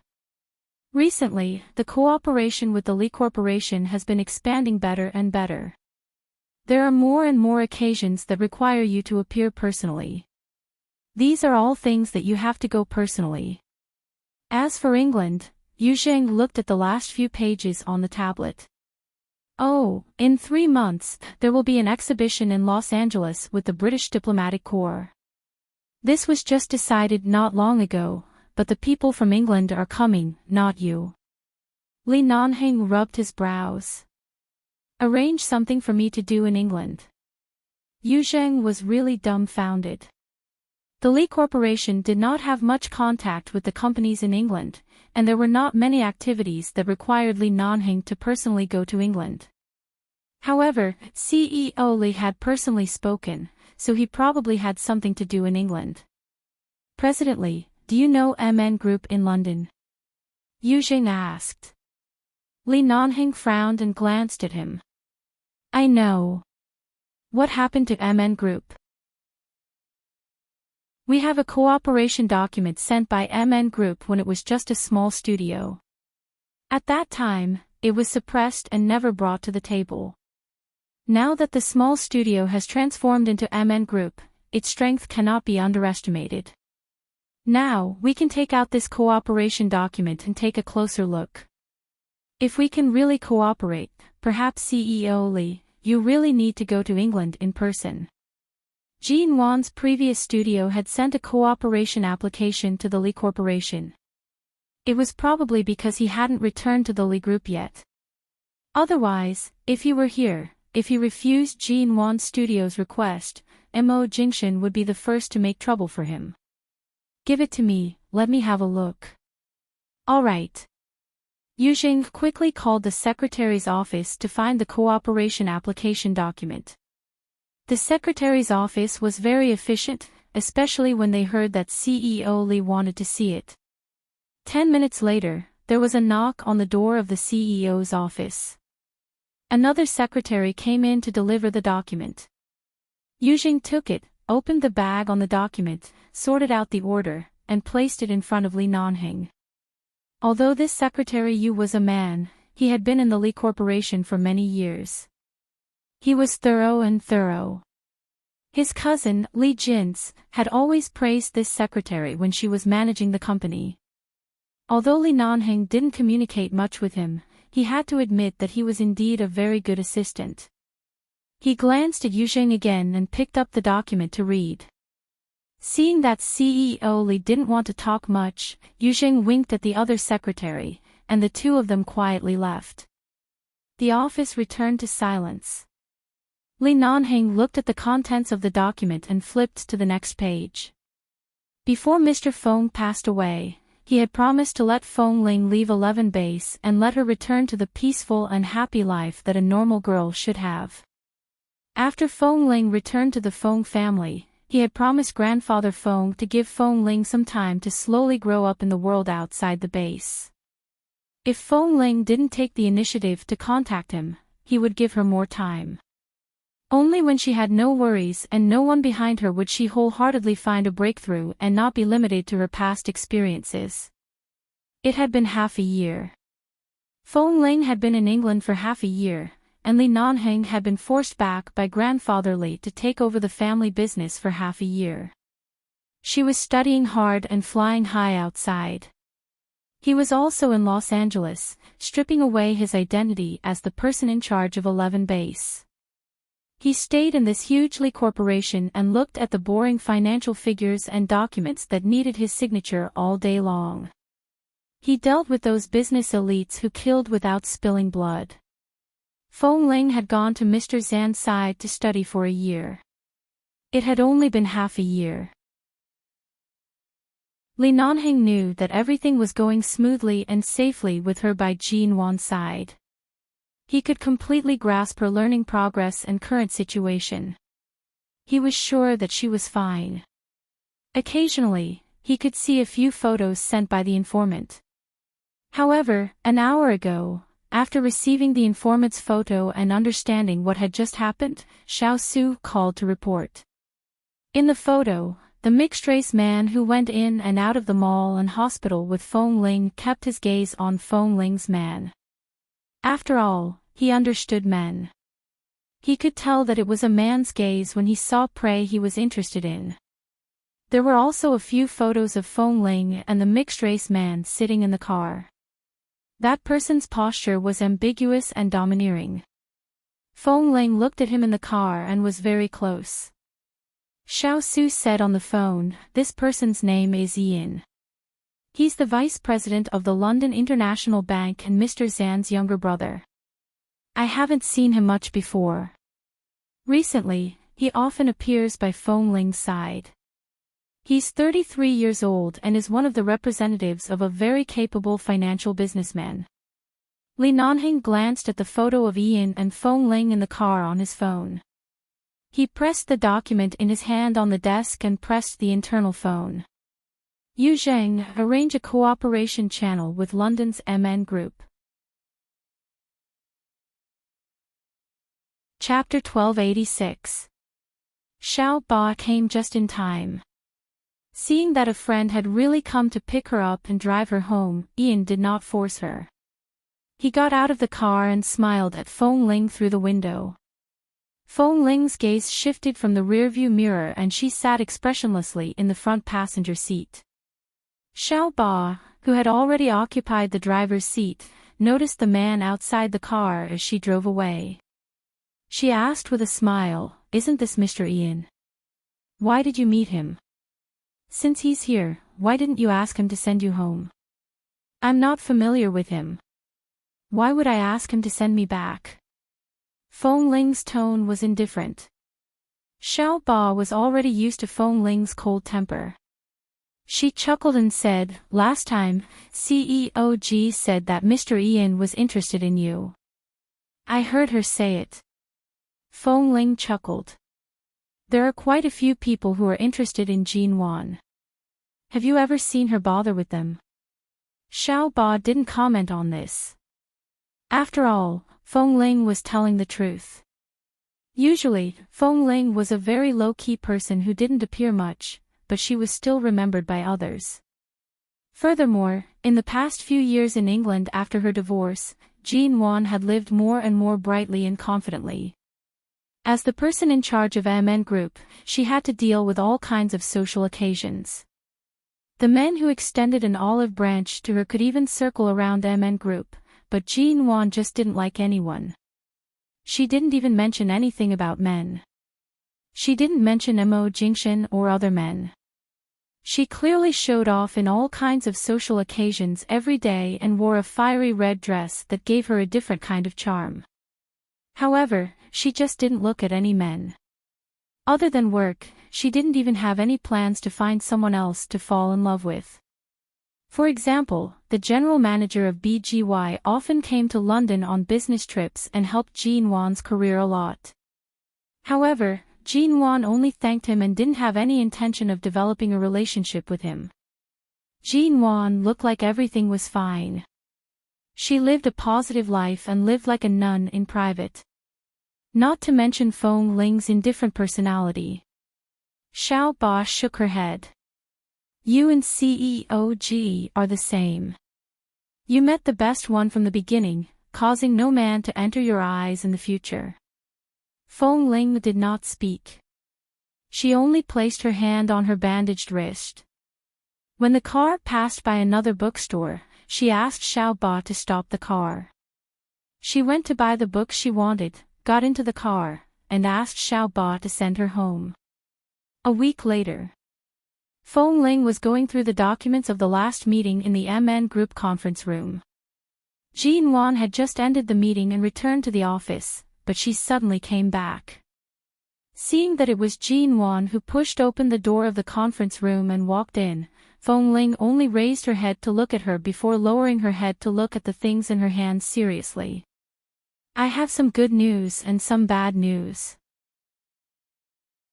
Up. There's one good news and one bad news. Which one do you want to hear first? Fong Ling did not raise her head. She flipped through the documents in her hands. It doesn't matter which one I listen to first. Which one do you want to speak first? Jean Wan chuckled, crossed her arms, leaned casually against the table, and looked down at her. I'm not sure which one is good news for you and which one is bad news for you. Hearing that it was related to her, Fong Ling glanced at her. Why are you keeping me guessing? First of all, the Lee Corporation in Los Angeles contacted our company's development department. They plan to cooperate with MN. This is good news. After all, the Lee Corporation is a big piece of fat meat in Los Angeles, and their family foundation is strong. Not any small company can get close to them. If we can cooperate with such a company, it will be of great help to MN, Jean Wan said. Hearing Jean Wan's words, Fong Ling nodded. That's good news. The bad news is that Li Nanheng has completely taken over the management of the Lee Corporation. The person in charge of this cooperation is CEO Li himself. The two of them will come to England, London, and our place in the next few days, Jean Wan said as she lowered her head to look at Fong Ling. Sure enough, Fong Ling paused and then raised her eyes to meet her gaze. Jean Wan raised her eyebrows at her. Her eyes were clearly saying that everything she said was true and that she was not joking with her. When it came to company matters, Jean Wan never joked. This business cooperation couldn't be missed, but since Jean Wan came to talk to her, it was clear that she wanted to hear Fong Ling's thoughts. If Fong Ling didn't want to, Jean Wan would rather lose this cooperation opportunity than make things difficult for Fong Ling. Fong Ling retracted her gaze, closed the document in her hand, and leaned back in her chair. She was silent for a few minutes. Jean Wan didn't say much and just watched her expression. After a long time, she asked, Fong Ling, what plans do you have? Aren't you going to send someone back to High City to deliver something? Let me send it, Fong Ling said. However, Jean Wan shook her head gently. Mr. Zan said that your grandfather told you not to leave England and not to wander around alone. You must ensure that you are always under Mr. Zan's eyes. The Fong family only had Fong Ling left. Grandfather Fong was very concerned about her safety and didn't want to see anything happen to her. He also firmly believed that as long as Fong Ling learned by Mr. Zan's side, her personality would be suppressed and restrained. He definitely wouldn't allow her to leave alone. Fong Ling looked at Jean Wan. I don't want to see him. Her relationship with Jean Wan was so good that she didn't need to hide her thoughts. She didn't have any reason to be coquettish. She just spoke the truth. She didn't have any thoughts. She just didn't want to see him. Jean Wan clicked her tongue. Do you know what happened when I sent that application to the Lee Corporation? At that time, I was just a small studio, and the person in charge of the Lee Corporation wasn't Lee Nanhing. It was equivalent to my cooperation application not being accepted by them and being shelved. However, Lee Nanhing specially dug out something from so long ago and even came to London personally. What do you think he came to London for? Does a company with a solid foundation like the Lee Corporation need a business cooperation contract from a new company like me? He clearly came to look for you. However, the reason for business cooperation is more open and above board. Jean Wan was becoming more and more clear-headed. She directly broke through the fog in front of Feng Ling's eyes. The problem between you and Lee Nanhing isn't like that between me and Mo Jingshan. I was the one who was left behind by your Mr. Mo. There's no way back. I can only grit my teeth and endure it. But you're different. You can return to Lee Nanhing's side. As long as you want, he will definitely open his arms and wait for you to go over. Chapter 1287. However, Feng Ling stood up and gently tossed the documents in her hands onto the table. She coldly said, I don't want to.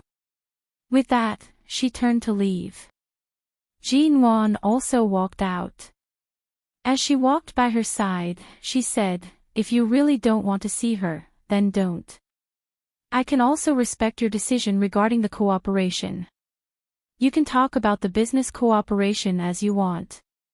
Just don't bring me out. I'll be studying at Mr. Zan's house this week. If I don't have time, I might stay at his place.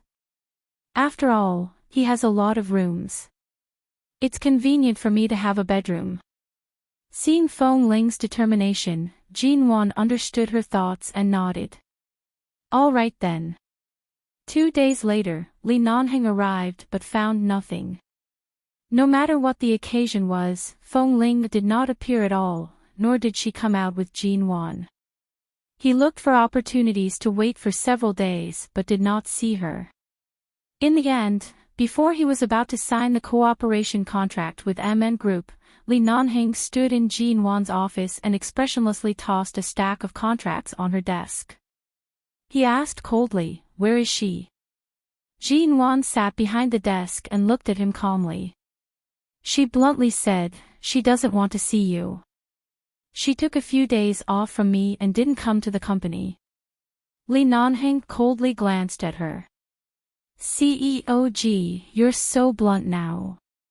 Jean Wan chuckled lightly, but her smile did not reach her eyes. We can be considered old friends. I'm just saying what I want to say. Do I have to tactfully tell you that Feng Ling is not here? Oh, why is she not here? Isn't the reason because she doesn't want to see you? Why did I beat around the bush? Isn't it a waste of breath? He narrowed his eyes coldly and stared at her face. That's good. After all, she's still studying in London. If there's no problem, I won't disturb her progress. Since CEOG is so independent and even wants to interfere with Feng Ling's matters, why don't you keep an eye on her private life and let her work hard and study hard during her studies abroad? Don't get too close to those men who appear out of nowhere. Jean Wan nodded and said, you're right, Feng Ling, don't worry. Jean Wan had been maintaining a cold expression. When she heard these words, she almost collapsed. With some difficulty, she looked at the man in front of her who was warning her seriously but was clearly jealous of her. She continued to maintain a cold expression. I don't care about Feng Ling's private life, but based on the relationship between sisters and friends, I feel that as long as it doesn't affect her learning progress, it's not a bad choice to let her interact with others occasionally and forget the people and things in the past as soon as possible. Lee Nanhing said solemnly, do you think she is you? What's the difference between her and me now? She knows how to endure better than me, but once this kind of person who is used to enduring explodes, no one can bear the consequences. I believe she should have already exploded. Otherwise, you wouldn't be so helpless against her now.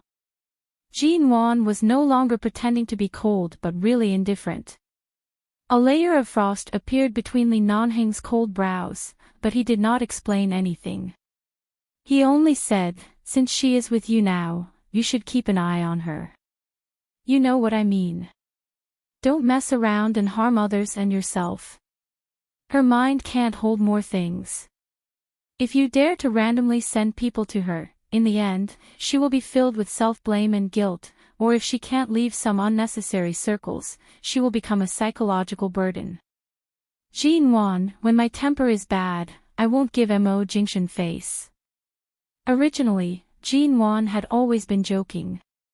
How could she really mess around? However, Li Nanheng's last sentence still caused Jean Wan's expression to freeze.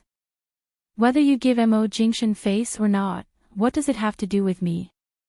Jean Wan was expressionless. "Am I very familiar with him?" Li Nanheng only sneered. He glanced at the contract in front of her, picked up the pen, and signed it. He then threw the pen down and turned to leave without looking back. Xiao Ba saw Li Nanheng's back and softly exclaimed. She then pushed the door open and walked in. "Oh my god, so cool. I've never seen this legendary Mr. Li before. I didn't expect him to be so handsome. He is Feng Ling's." Jean Wan's expression was cold because Li Nanheng had mentioned Mo Jingshan. The moment Xiao Ba entered, she felt that the atmosphere was not right and quickly shut her mouth. Seeing that the business cooperation contract had been signed, she walked forward to pick it up and left. She did not dare to speak anymore. Feng Ling did not want to see him. Seeing that she was still studying, Li Nanheng did not look for her. Even though he knew that she was at Mr. Zan's place and could use the fact that he had some relationship with Mr. Zan to capture her, he still gave her time to study quietly and did not disturb her. However, before Li Nanheng left London, he warned Mr. Zan to tell his brother to stay away from Feng Ling and not to touch women he shouldn't touch. Otherwise, it was hard to say if he would personally visit London again. At that time, it would not be as simple as a warning. In the next few months, although Mr. Ian still maintained a considerable interest in Feng Ling was like a block of wood. She did not even agree to treat him to a meal. When she saw him, she would always take a detour. Later on, she even became smarter. Every time she went to Mr. Zan's house, she would ask someone to drive with her, thus avoiding the opportunity for him to send her home. In short, she did not give him any chance at all. Most importantly, because of Li Nanheng, Mr. Zan maintained some doubts about Feng Ling's past. Previously, he had only thought that she was a little girl who had finally returned to the Feng family after suffering outside for a few years. He did not expect that her relationship with Li Nanheng was not simple. A smart person like Mr. Zan had always known how to act appropriately, so he did not take the initiative to matchmake them. Although Li Nanheng did not see Feng Ling, the deterrent effect of coming to London was enough to achieve his goal. Los Angeles, America. Li Corporation. Li Nanheng leaned against the leather chair behind the desk. He played with the pen on the table with one hand and closed his eyes to listen to Xiao Su's report. On August 20th, Feng Ling and Jean Wan went to Paris to participate in Buslink's debut show. They stayed in France for a week and met several French partners. On September 3rd, Feng Ling met the general manager of London's GK Corporation alone and discussed a cooperation worth 400 million yuan. On September 8th, Feng Ling, then, when he mentioned the charity banquet sponsored by the London International Bank, Mr. Ian personally invited Feng Ling to attend as his female companion.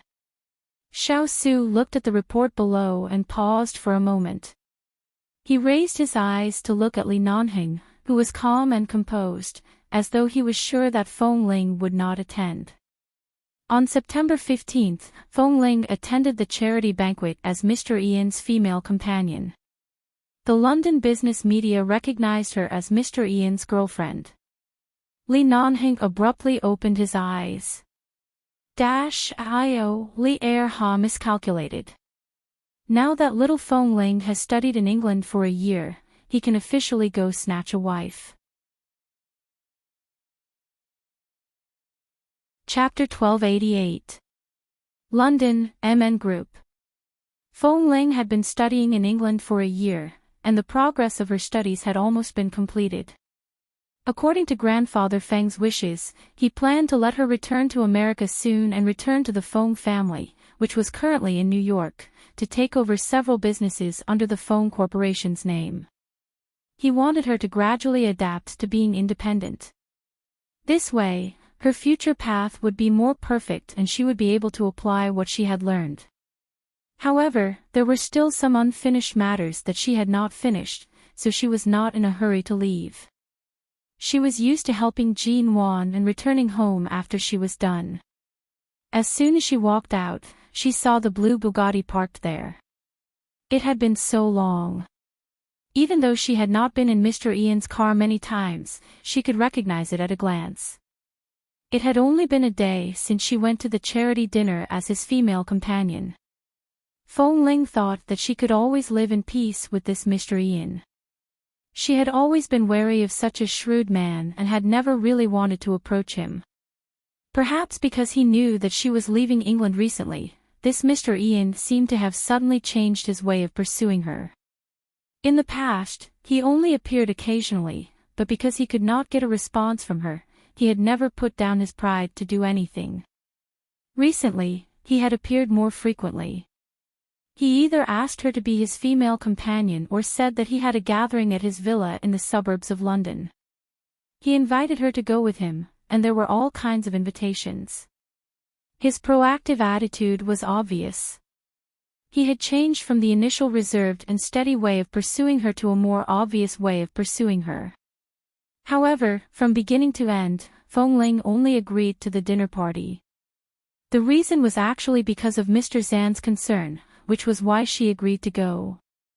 Jean Wan and Xiao Ba were supposed to go that day, but because Jean Wan had a business partner to meet with, Fong Ling had no choice but to go on behalf of MN Group. Originally, she had rejected Ian's invitation, but a few hours before the dinner party began, she had suddenly agreed. At that time, she was in a hurry to attend. Originally, she wanted to wear a simple set of clothes, but Ian said that she couldn't be too casual on such an occasion, so he specially drove her to an image customization center and asked someone to change her gown, do her hair, put on exquisite makeup, and put on high heels. At that time, Fong Ling was in a hurry, so she had no choice but to listen to the arrangements. In the end, when she came out, even a man like Ian, who had been used to seeing love for more than 30 years, was stunned. She looked like a Cinderella who had turned into a princess. The key thing was that her eyes seemed to despise the cumbersome dresses and hairstyle she was wearing. This kind of gaze made it easy for people to lose their minds. On the day of the banquet, Fong Ling sat in his car, listened to his arrangements, and entered the banquet with him as his female companion. However, she didn't realize that there would be reporters at the scene. Today, when she saw the various rumors released by the business media, Fong Ling did not take it seriously. She wasn't a celebrity in the entertainment industry, so she didn't mind this kind of scandal. After all, after closing the door, she had nothing to do with Mr. Ian, so she didn't need to explain. But why was he here again? Fong Ling pretended not to see it and was about to go to the parking lot in front to find her car. However, the moment she walked to the roadside, the blue Bugatti drove over and stopped in front of her. She paused in her steps and looked at the car window that was slowly rolling down. Ian gave her a look for her to get in the car. Fong Ling looked at him calmly. "What's the matter?" Ian smiled and casually placed one hand on the steering wheel. He looked at her sideways. "We've known each other for so long. We can't be considered strangers.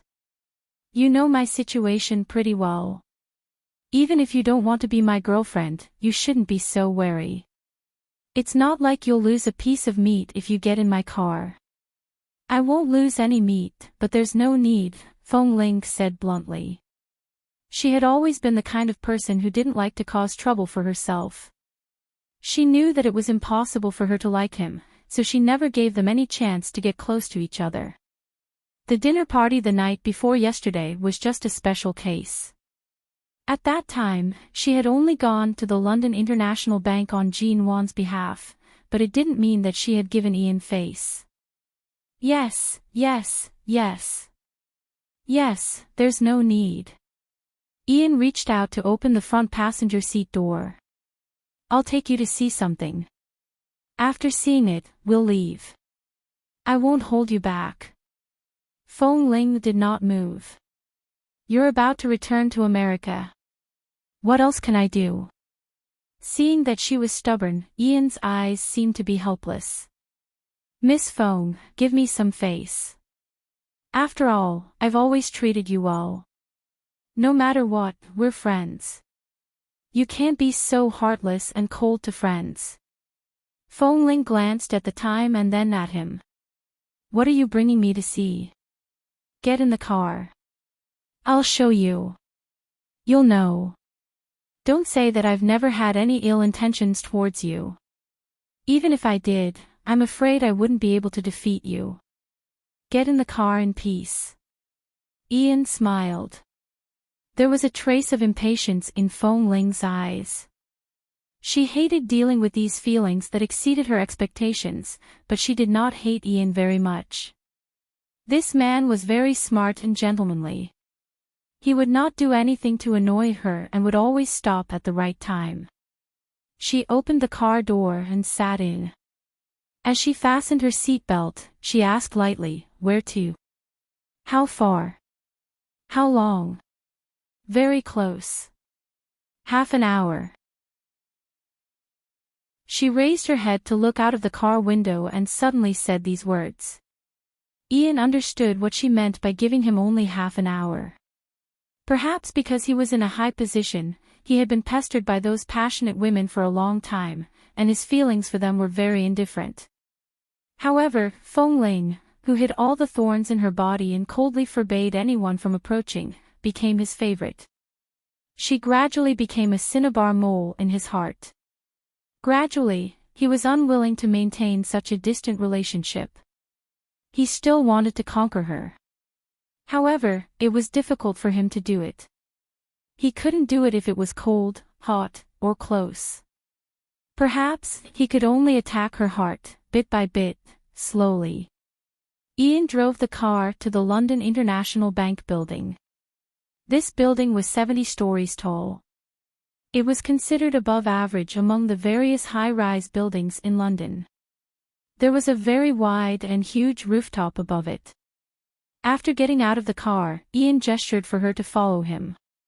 Feng Ling didn't understand, but she still followed. The two of them walked into the elevator and she saw Ian press the button for the rooftop. She immediately glanced at him in confusion. "Why are we going to the rooftop of your building?" Ian smiled. "I'm taking you to the rooftop to threaten you. I'll stand on it and force you to be my girlfriend. If you refuse, I'll jump down." He wanted to chat with more like-minded people about "The warm wind isn't as deep as your love." Chat about life and find a bosom friend. Chapter 1289. Feng Ling was expressionless. "Mr. Ian's joke isn't funny." Ian chuckled. "Then what if I really jump?" Feng Ling glanced at him coldly. "Then jump. I won't stop you." "TSK, you're really..." Ian really loved and hated her temper. In the end, he could only grit his teeth. Although he wished he could pull her into his arms and kiss her to let him know that he wasn't so good-tempered and patient, due to her temper, he knew that he couldn't be too impatient. Otherwise, he would only push her further away. They entered the elevator that only the higher-ups of the bank building could take, so they were unimpeded all the way.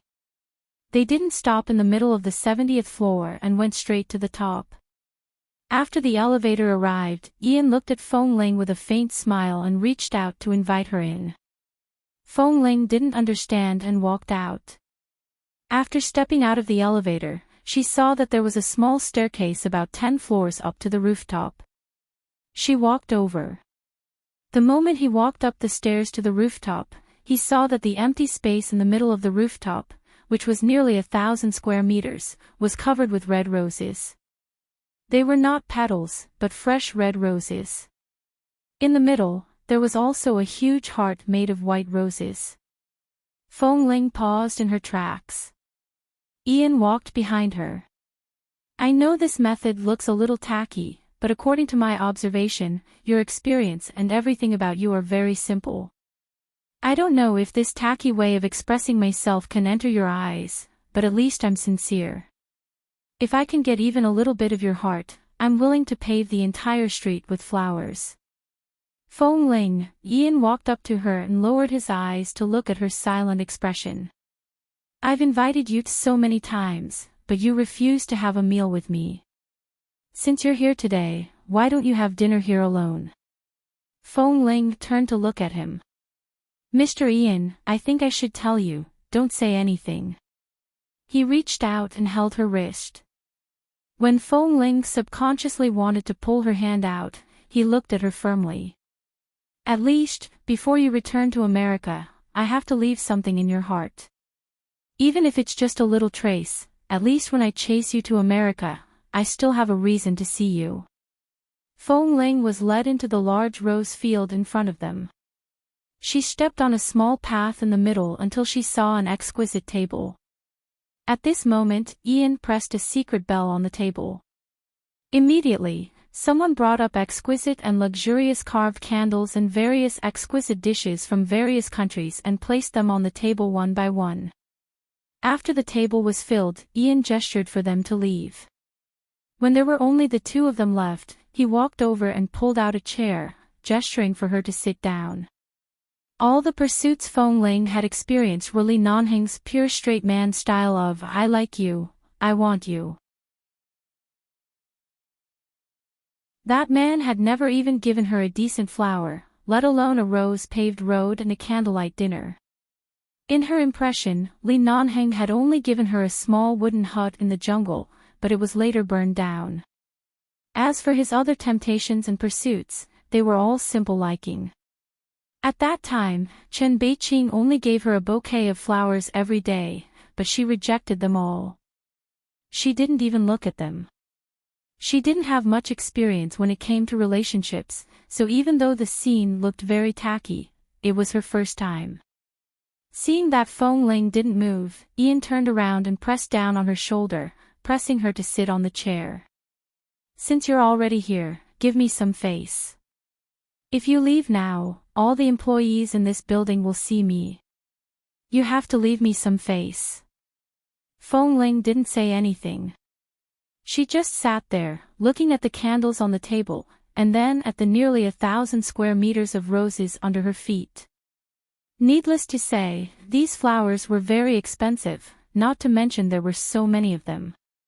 Seeing that she seemed to be willing to compromise, Ian didn't resist too much. Although his silence made him look uncomfortable, it was a good start.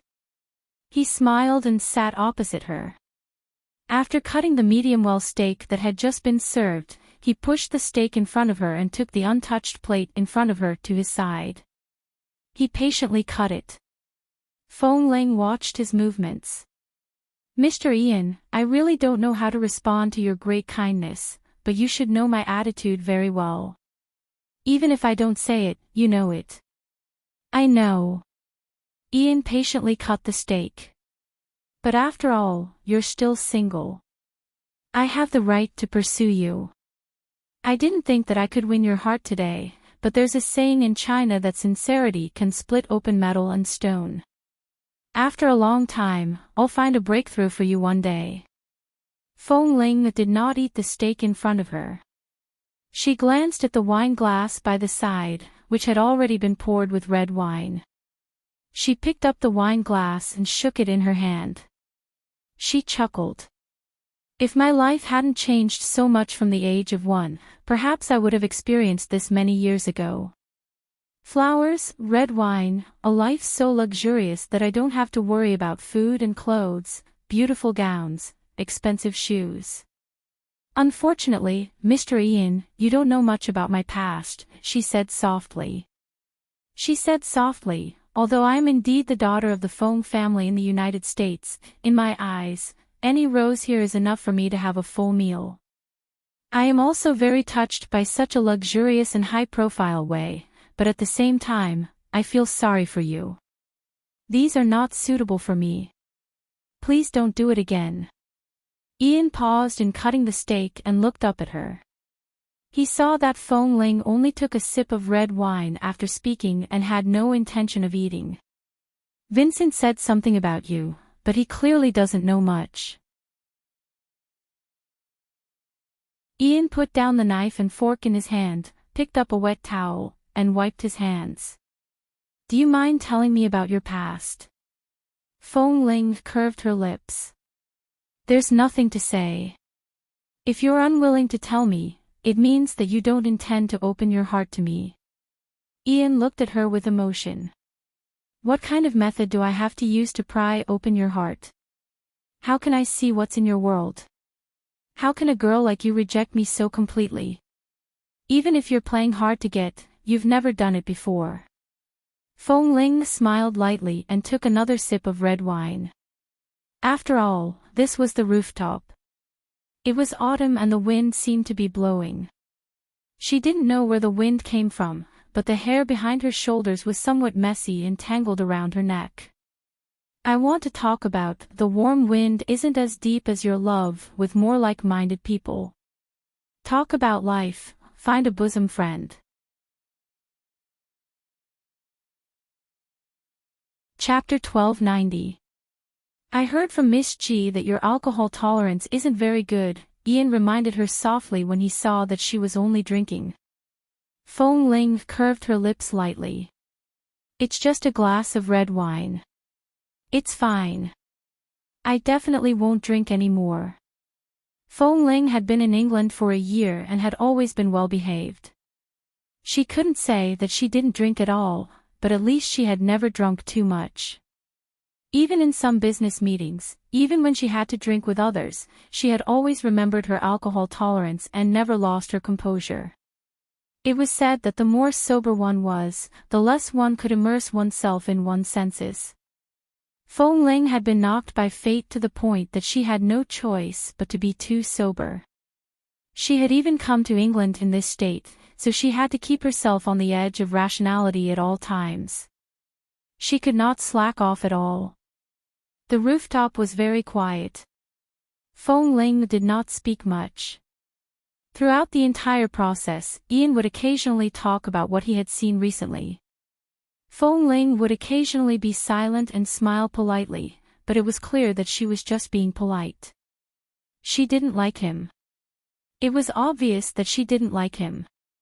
In the end, Ian put down the cutlery in his hand. If it doesn't suit your taste, shall I take you somewhere else to eat? No, I'm just not too hungry, Fong Ling said softly. Fong Ling said softly, Mr. Ian, I'm about to leave England. If there's no reason, I won't have the chance to come here again. Let's stop here. I don't want to affect my current peaceful and stable life. Ian knew that no matter how hard or soft he tried, he couldn't shake her. He smiled. All right, then this meal will be a farewell for you. I wish you a smooth journey back to America, and I wish you a bright future. Fong Ling smiled. I don't deserve it. For a beginner in the business world like me, it's already a blessing to be able to negotiate a few deals. In this circle, it's already good enough that I can leave an intact corpse. How would I dare to think about a bright future? Although she said that, she still picked up the wine glass and clinked it with him, drinking the last mouthful of red wine in the glass. Perhaps it was because Mr. Ian really did not mention anything about pursuing her. Instead, from the perspective of a friend, he was purely concerned about the various problems she would have to take over the family business after returning to America. From time to time, he would remind her of some important things that she needed to pay attention to. Fong Ling's mood relaxed a lot. She picked up the cutlery and began to eat. As she ate, she chatted and laughed with him. The atmosphere was much more harmonious. After chatting for a while, he looked at Fong Ling's smiling face. "I've known you for so long, but this is the first time I've seen you smile at me." "Really?" The smile on Fong Ling's face did not disappear. She naturally curved her lips. "Xiao Ba often complains that I don't like to smile and that I'm not approachable enough. It seems like it's true. It's okay. There are benefits to not smiling. At the very least, when you go back to take charge of your family's business at such a young age, the old foxes in the company will know that you're not a girl to be trifled with. They won't be able to easily see through your thoughts from your expression. This is also a good thing for you." Fong Ling only smiled lightly and did not reply. She was about to fork a piece of broccoli on the plate in front of her when she suddenly felt a faint pain on the back of her neck. In a slightly relaxed environment, she instinctively hissed and raised her hand to touch her neck. "What's wrong?" Ian saw her movements. "Ah, I'm fine." Fong Ling put down her hand, picked up a piece of broccoli, and placed it on the plate in front of her. "Yesterday afternoon, when I was looking for something in the company's database, I was scratched by the lamp holder next to the information cabinet. It's just a superficial wound. It'll heal in less than 2 days. Just now, I raised my hand too much and accidentally pulled it." Hearing this, Ian stood up and walked over. Without waiting for Fong Ling to react, he stepped forward and tugged her collar back. Sure enough, there was a wound about 2 to 3 centimeters long on the back of her neck that was connected to the carotid artery. It wasn't too serious, but it was obvious that she had bled a lot when she was scratched. She didn't disinfect the wound and probably just washed it with water. She didn't tell anyone that she was injured here. The wound was already red and swollen. He frowned. "You're such a good girl. Every time you're injured, you say it's fine. You say it's just a superficial wound. Could it be that you've suffered a more serious injury?" "What do you mean by superficial wounds? Have you never seen yourself as a woman?" Fong Ling felt a little uncomfortable being looked at by a man at such a close distance. She shrank her neck slightly and was about to avoid him when Ian raised his hand to press her head. "Don't move. Let me take a look." "Fong Ling, it's all right. It'll scab in 2 days. There's no need to be so." However, Ian pressed her head with one hand to prevent her from moving. He picked up his phone with the other and dialed a number. He said into the phone, "Send a medicine box up. I need disinfectant cotton and some medicine to treat simple injuries." "Yes, send it up now." With that, he put down his phone and continued to lift Fong Ling's collar. He looked at her snow-white neck with only a small wound. "Don't move first. I'll help you disinfect it later. There's really no need." Fong Ling was about to get up, but he pressed down on her shoulder. Ian was a domineering man to begin with. Seeing that she was injured, it was impossible for him to let her get up and leave so easily. The two of them went back and forth like this. When Fong Ling turned to look at him, Ian had just lowered his head to say something to her, but in an instant, their breaths were so close that she almost bumped into his lips. The man in front of her had a deep gaze. He looked at her face and at her lips. He pressed down on her head and was about to kiss her. All of a sudden, a loud gust of wind came from above the rooftop. The wind speed was so fast that the tablecloth by the table fluttered. Fong Ling also had good ears and felt that the sound was familiar. It was like the sound of a large helicopter propeller. She abruptly pushed Ian away. In the blink of an eye, she saw a black helicopter fly over. It hovered more than 10 meters above the rooftop for a minute before landing on the rooftop. When he landed, the rose petals that covered the rooftop were swept aside by the wind and scattered everywhere. It was a complete mess. Ian turned back to see the helicopter that had suddenly landed on the rooftop of the building and frowned. When Feng Ling saw the 11 logo on the helicopter, her gaze did not change at all. The cabin door opened at this moment, and Li Nanheng's tall figure walked out. He stepped on the roses on the ground that were about to be crushed by the wind and looked at the man and woman who were almost hugging each other. His cold gaze swept across the candles and red wine on the table, and his eyes instantly turned cold. He wanted to chat with more like-minded people about, the warm wind is not as deep as your love. Talk about life, find a bosom friend. Chapter 1291. Ian only saw the man walking out of the helicopter. Looking at his eyes that could almost kill the enemy, he subconsciously protected Feng Ling with one hand and shielded her behind him. At this moment, about 10 members of 11 Base in black uniforms suddenly walked out of the helicopter. After walking out, they quickly lined up neatly beside Li Nanheng. As the roses on the ground were too much of a hindrance, they crushed them with their feet and kicked them aside, destroying more of the roses on the ground. Ian only saw that these people seemed to have a gun neatly attached to their waists. The man who appeared first was already looking at Ian's face. "Who are you?" Ian's expression was very unhappy. "Is the rooftop of the London International Bank building a place for you to park your plane?" Li Nanheng sneered, and at the same time, frost condensed in his cold brows. He did not answer him but turned his gaze to Feng Ling, who was behind the man. "Do you need me to explain to him?" "Miss Feng." Feng Ling, who was about to speak, turned into Miss Feng, who gritted her teeth. At this moment, Feng Ling, who was never used to being protected, actually stayed behind him safely and did not even show her head. Earlier, if he was not mistaken, this man seemed to be touching her neck and wanting to kiss her. Fortunately, Li Nanheng had left the base. Even if he could mobilize his men, he could not carry a gun with him without permission. Otherwise, he would have shot this grandson. From his words, he was here for Feng Ling. Ian turned to look at Feng Ling behind him.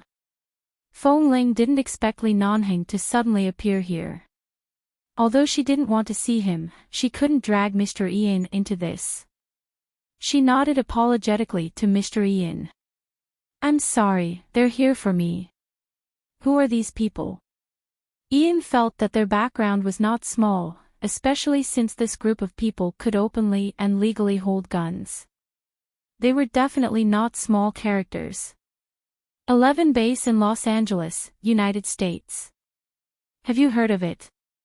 Feng Ling said in a low voice, "The only private military base under the United Nations that is legal in the world. The one that has made great achievements in dealing with terrorists for several years." Ian said, "I've heard of it, but I don't have much contact with such convenient personnel. I don't know much about it." "You don't have to understand. I have nothing to do with them now. But Mr. Ian, I suggest you don't interfere in this matter. These people are not to be trifled with.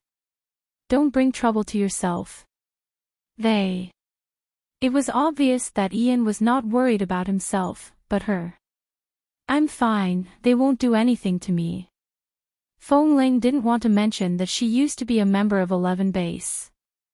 After all, she was no longer a member of 11 Base. Saying that would only make her unhappy. Seeing that Feng Ling and the man who was not afraid of death were still whispering to each other, Li Nanheng said coldly, "Do you need me to call someone to drive the plane away and let the two of you continue chatting?" Xiao Su came out of the cabin and quickly walked behind Li Nanheng. He looked in Feng Ling's direction and thought, "Little ancestor, come over quickly. Don't provoke boss again. Boss Li hasn't slept for almost 2 days." He almost drove the plane over. If you provoke him again, boss will really kill you. Xiao Su walked out of the cabin and walked behind Li Nanheng quickly. These people are coming aggressively. Are you sure you don't need to call the police? Ian asked. Feng Ling shook her head. No, there's just some problems that need to be resolved. Seeing that she didn't seem to be affected or afraid, Ian relaxed. All right, I'll stay here with you. Seeing that the two of them were standing so close to each other and that the man still kept his hand on Feng Ling's head, Li Nanheng's cold eyes were as cold as frost and almost shot out ice shards. It's a personal question. Mr. Ian, please avoid it, Feng Ling said softly. Ian looked at her and felt a little defeated. Personal question. She had never treated him as one of her own. This Feng Ling had always been very clear about who was close and who was close. He sighed and patted her shoulder. All right, I'll wait downstairs. If there's any problem, shout. I'll come over with the security guards immediately. Feng Ling turned to look at the helicopter, the members of 11 Base, and Li Nanheng. She thought that even if something really happened, she wouldn't even have time to shout. She nodded. All right. Ian then left. Before leaving the rooftop, he glanced at Li Nanheng again. The man was expressionless, but the deterrent force around him was very strong. It was clear that he was not an ordinary person. 11 Base. What did Feng Ling have to do with them? On the rooftop, it was silent. Feng Ling remained sitting by the dining table without moving. Li Nanheng looked at her from a distance and then coldly glanced at the messy roses around him. He sneered. Not bad. Very romantic. Feng Ling's face was dark and she did not speak. Li Nanheng stepped on the roses on the ground and walked over. When he was in front of her, he lowered his eyes and looked down at her. Did you come to England to study or to fall in love? The career plan that Grandfather Feng made for you doesn't seem to include you bringing back another son-in-law. Feng Ling didn't want to talk to him at all. If it weren't for Mr. Ian's face, she would have stood up and left. Right now, she was restraining herself to prevent Li Nanheng from blaming Mr. Ian. What are you doing here? She had nothing to say, but she had to say it. She only asked coldly. To bring you back to America. The man saw that she was smiling patiently at Ian earlier, but now she was not patient at all with him. His expression instantly darkened, and a shadow covered the side of his face. Do you think I'm here to watch you kiss other men? Feng Ling was angered by this man's matter-of-fact attitude.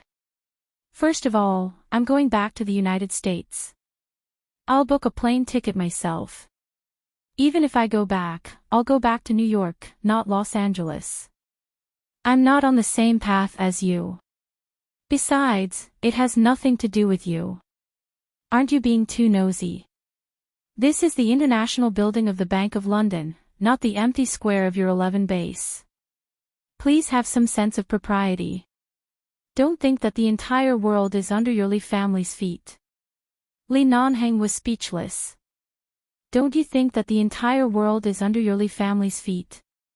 Seeing that she knew how to talk back, Li Nanheng did not say anything. He only said coldly to Xiao Su, has she packed her things?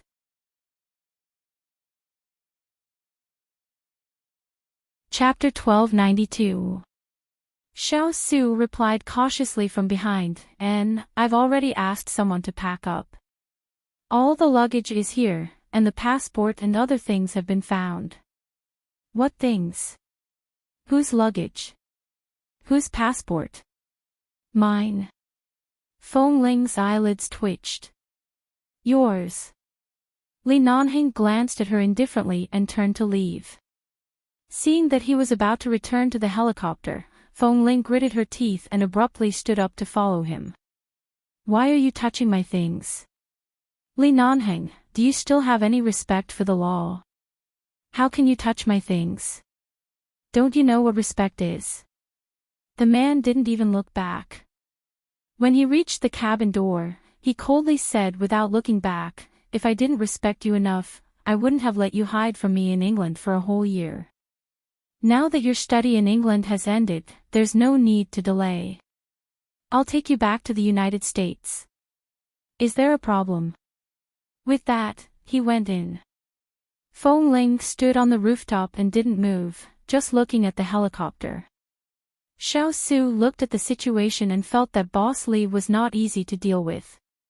Otherwise, he wouldn't have returned to 11 base overnight to mobilize a helicopter to kill his way here. As soon as he came, he saw Feng Ling and another man having a candlelight dinner on the rooftop and roses all over the ground, and it seemed that they were really intimate. Boss had really tolerated it. Otherwise, he definitely wouldn't have let that person off so easily. Boss was still giving Feng Ling face. He had already endured enough. He walked over and leaned close to Feng Ling to say softly, "Go back with us first. Anyway, you're going back to the United States soon. We'll explain to Miss G later. If she knows that you were taken away by Boss Li, she won't be dissatisfied. Don't worry, we've brought all the things you should bring. We're just taking you back to the United States." Feng Ling turned to look at Xiao Su and noticed that he was not wearing a uniform. The members of 11 Base were wearing uniforms, but Li Nanheng and Xiao Su weren't. In her memory, Xiao Su had never worn any other clothes. She only knew that Li Nanheng had gone back to take over the Li Corporation, but she didn't know that Li Nanheng had also left 11 Base. She looked up and down coldly for a while and said with no emotion in her eyes, "I'm no longer a member of 11 Base. You should know that your helicopter is not for an ordinary person like me.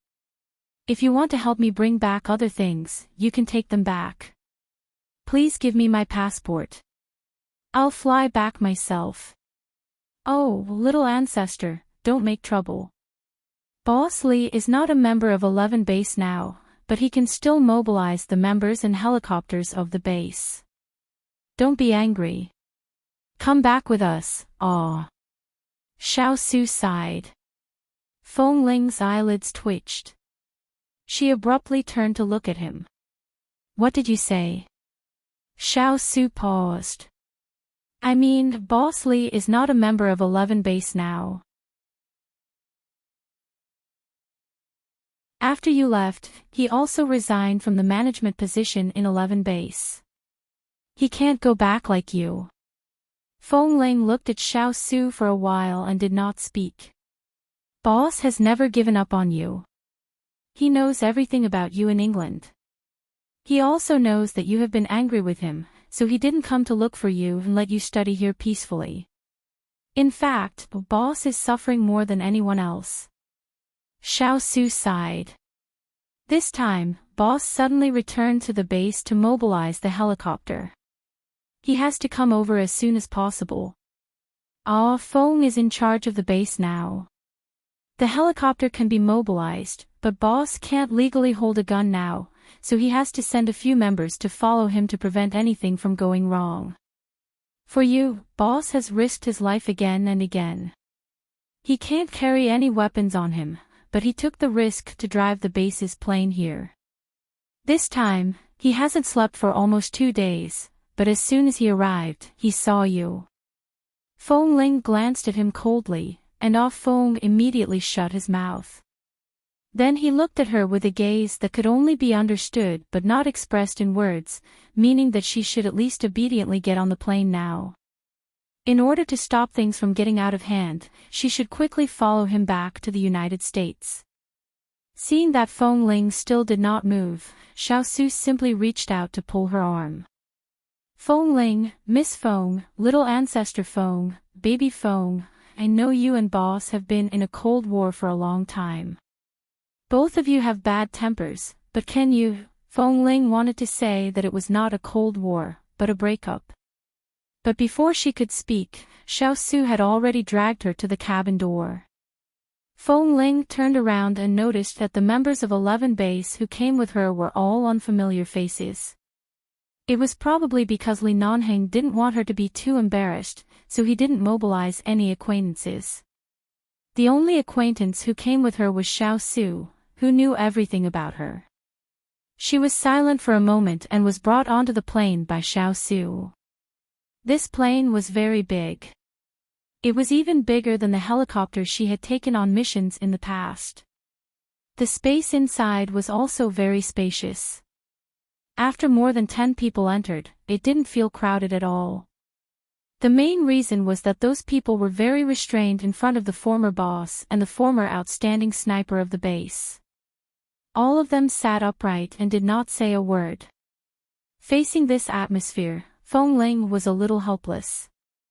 She then saw that Li Nanheng seemed to have not slept for 2 days. Right now, he was standing in the cabin rubbing his brows with one hand, his entire body filled with irritation and displeasure.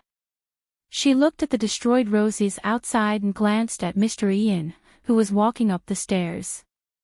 Seeing her board the plane, the two of them looked at each other through the cabin door. Feng Ling sighed. Fortunately, she had never been merciful. Otherwise, she would have owed him a debt of love. She gave him an apologetic look. Ian picked up his phone, pointed at it, and then at her, asking if it was convenient for her to answer the phone now. Feng Ling shook her head. Since she was leaving England, the relationship that should be ended should be ended. The relationship that had never been started should not be started. This was good for everyone. The plane gradually rose. Li Nanheng put down his hand and turned back to see that Feng Ling was still looking at the man reluctantly. He frowned and said, "Should I send you down to say goodbye to him?" Feng Ling ignored him, but her gaze had already left the rooftop. She silently looked at the gradually rising position outside. Her gaze was flat, and her voice was emotionless. "Since Mr. Li insists on being the good person who sends me back to America, please send me back to New York." Li Nanheng turned around and walked over. He glanced at her and was about to say something when he suddenly saw a red mark on the back of her neck. He narrowed his eyes. "How did you get hurt?" Feng Ling subconsciously raised her hand to cover her neck and did not answer. "Don't block it. Let me see." Li Nanheng frowned coldly and reached out to pull her hand down.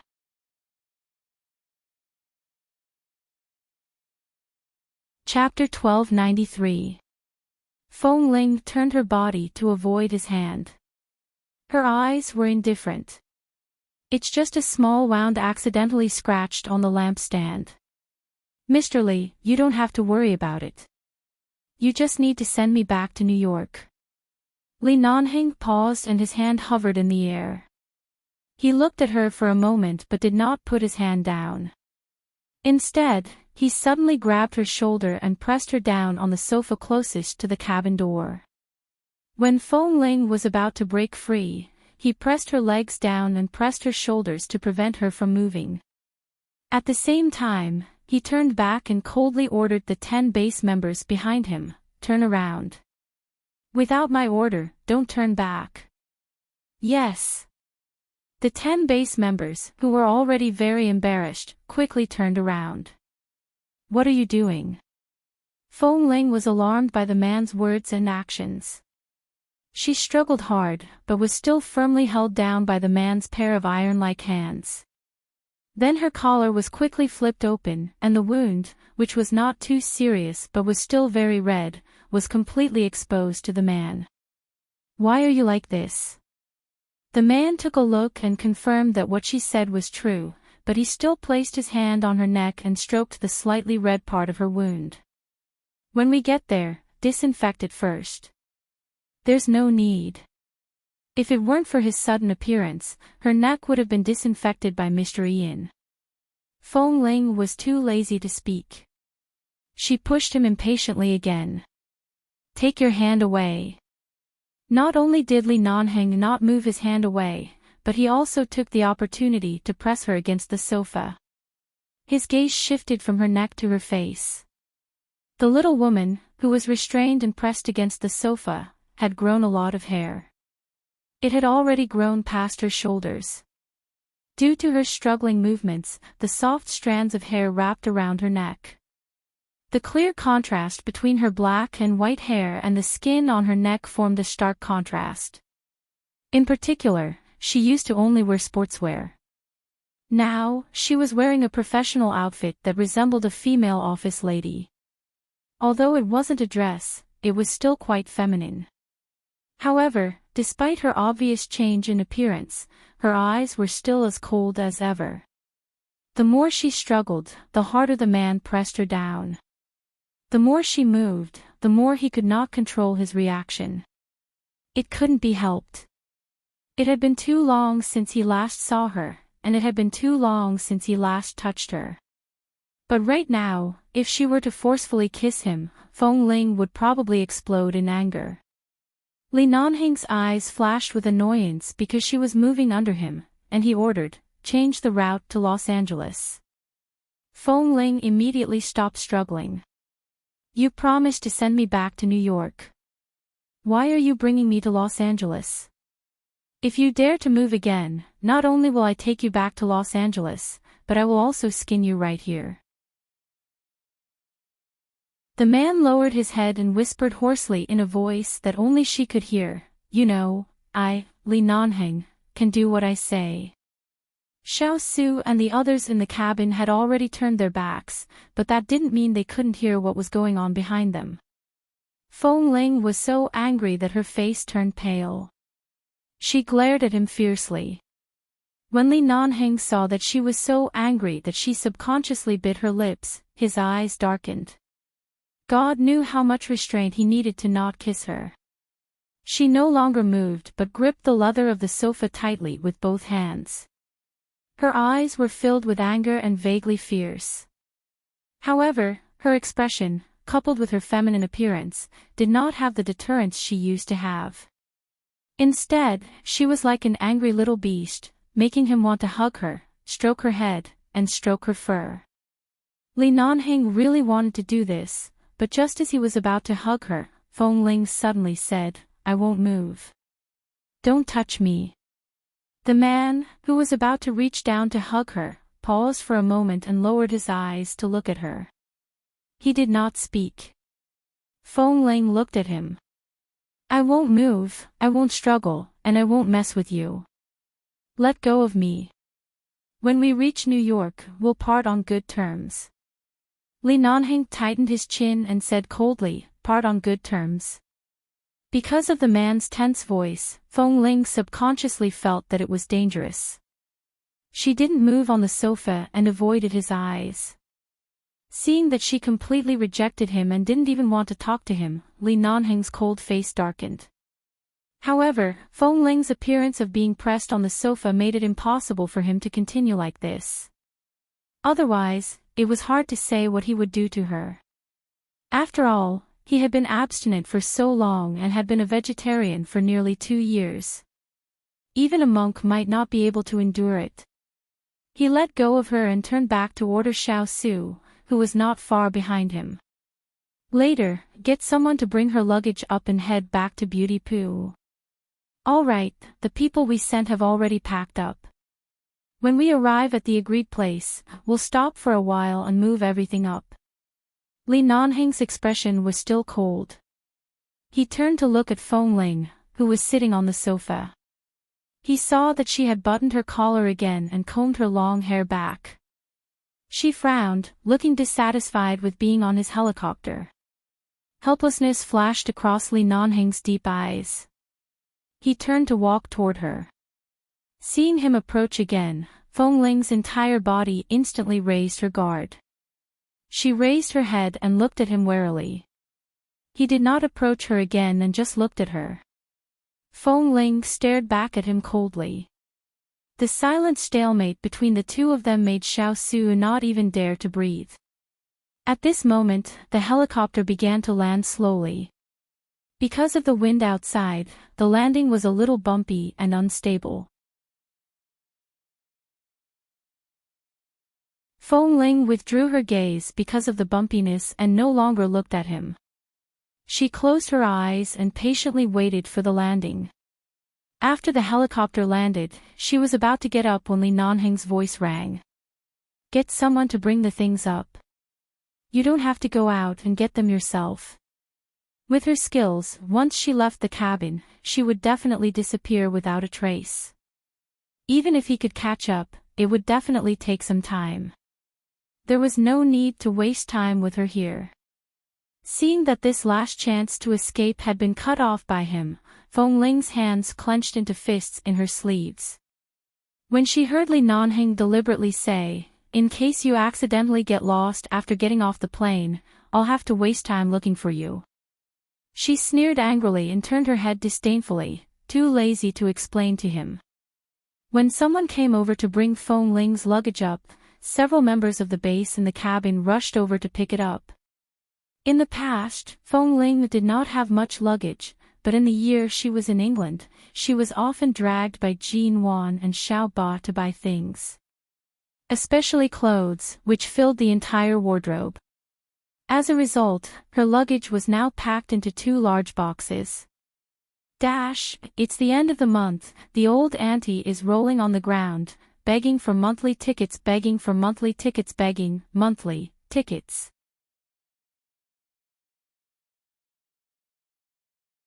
Chapter 1294. However, Feng Ling was more concerned about her books, especially the various books that Mr. Zand had given her, as well as the many business case analyses that she had yet to finish reading. Seeing that her luggage was sent up, when the cabin door closed again, she suddenly got up and walked over. When she passed by Li Nanheng, she did not stop. She walked over expressionlessly, snatched her suitcase from the members of the base, and carried it to the side. Seeing that she was only going to tidy up her own things, no one dared to stop her. Feng Ling opened the suitcase. Sure enough, a group of straight men stuffed her things into the suitcase, but fortunately, nothing was left behind. All the things she often used and important books were still there. She squatted there and tidied up the things inside one by one. After putting away the materials, she took out the other clothes inside. Looking at the clothes that were stuffed into the suitcase, Feng Ling glanced at Xiao Su in disdain. Xiao Su rubbed his nose awkwardly. I'm sorry. When I sent people over to get your things, I only told them to pack your things as soon as possible. I forgot to tell them to put them away properly. Feng Ling was too lazy to speak. She just folded the clothes one by one. Li Nanheng stood by the side, looking at the dresses in her suitcase, and then at Feng Ling, who was squatting there and carefully tidying up her clothes. No matter how hurtful his decision to expel her from 11 Base was, at least he finally pushed her back to the right track of her life. A good girl shouldn't risk her life in the base. All the unfairness and suffering that fate had brought her since she was a child should come to an end. She said that she only had 11 base because everything she had experienced in the past had been deeply rooted in her world. But as long as she uprooted those things, she could be reborn. Right now, Feng Ling was as carefree as she used to be. She no longer relied on the base. She could use her identity as the Miss of the Feng family to take all the risks and walk out of this world peacefully. There are so many dresses. When are you going to put them on for me to see? The man saw her pick up another dress and fold it neatly. Feng Ling paused and lowered her eyes to look at the dresses in her suitcase. Most of them were forced by Jin Wan and Xiao Ba to force her to try them on and buy them. Many of them didn't even have the tags removed, and she didn't wear them much. She didn't say anything and continued to pack up her things with her head lowered. After packing everything up, she was sure that those bastards at least knew not to touch her underwear when they went to take her things. There was everything here except for her underwear, which meant that they really didn't dare to touch it. After all, she had received too much training back then. She wouldn't feel dizzy and numb from squatting for too long. However, the plane had just returned to a certain altitude when it suddenly jolted again. She had just stood up and hadn't stabilized her body when she suddenly swayed. Li Nanheng was about to help her, but she suddenly reached out to grab the back of the sofa in front of her, quickly avoided his outstretched hand, and stood firmly. Li Nanheng watched her hold the sofa and still came forward to hold her. Sit down. It's windy today. The plane is not very stable. Feng Ling looked at his superfluous action, turned her eyes and looked at him coldly. Li Nanheng pretended not to see it and pressed her back to the sofa. At the same time, he glanced at the red mark on her neck and asked coldly, "Is there a medical kit in the cabin?" "Yes." Xiao Su nodded. When he heard Boss Li say that Feng Ling's neck was injured, he wanted to say it, but at that time, the atmosphere was not right, so he didn't dare to speak rashly. "Bring it over." "All right." Xiao Su hurriedly went to find the first aid kit and handed it to Li Nanheng. He wanted to say that he would help Feng Ling with the wound, but then he saw that Feng Ling's wound was on her neck and she had to open her collar. Boss Li obviously had no intention of doing it for him, so he didn't say much. He eagerly opened the first aid kit and took out the easy-to-use disinfectant cotton and the wound. "Boss, I have all these things." Li Nanheng took the medical disinfectant cotton and picked it up with tweezers. He turned to look at Feng Ling sitting on the sofa and reached out to pull her collar open. Although it was not too big and only half of her collarbone was exposed, Xiao Su instinctively turned his back and waved his hand, signaling the other base members in the cabin to continue turning their backs. Feng Ling knew that she couldn't avoid it. Her eyes were a little impatient, but no matter how impatient she was, Li Nanheng still pressed the disinfectant cotton on the wound on her neck. She didn't feel much pain before, but now it suddenly hurt. She frowned and said coldly with an expressionless face, "Do you know how to do it? If you don't, I'll do it myself." With that, she raised her hand to snatch the thing from his hand.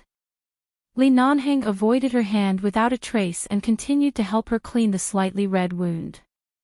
At the same time, he said lightly, "Don't you know whether I know how to do it or not? Haven't I helped you deal with your wounds many times?" Feng Ling didn't speak but turned her head and ignored him. Even if she ignored him like this, at least she was in front of him. It was much better than being separated from him and not being able to see each other. After Li Nanheng cleaned and disinfected her wound, he picked up the medicine powder and sprinkled it on her wound. This time, it didn't hurt very much because the man sprinkled the medicine powder very gently.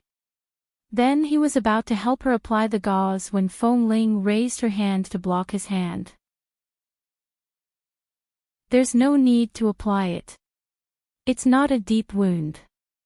The gauze was indeed dispensable. It was enough to make sure that it wouldn't be infected after disinfection. Li Nanheng didn't insist. He put the gauze back and turned to wash his hands.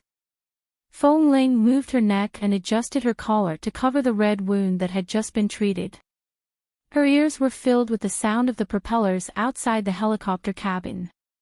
No matter how fast they flew, it would still take a long time to fly back to New York. After Li Nanheng washed his hands and came out, he saw that Feng Ling had taken a coat and covered herself with it. She leaned against the sofa and looked like she was about to fall asleep.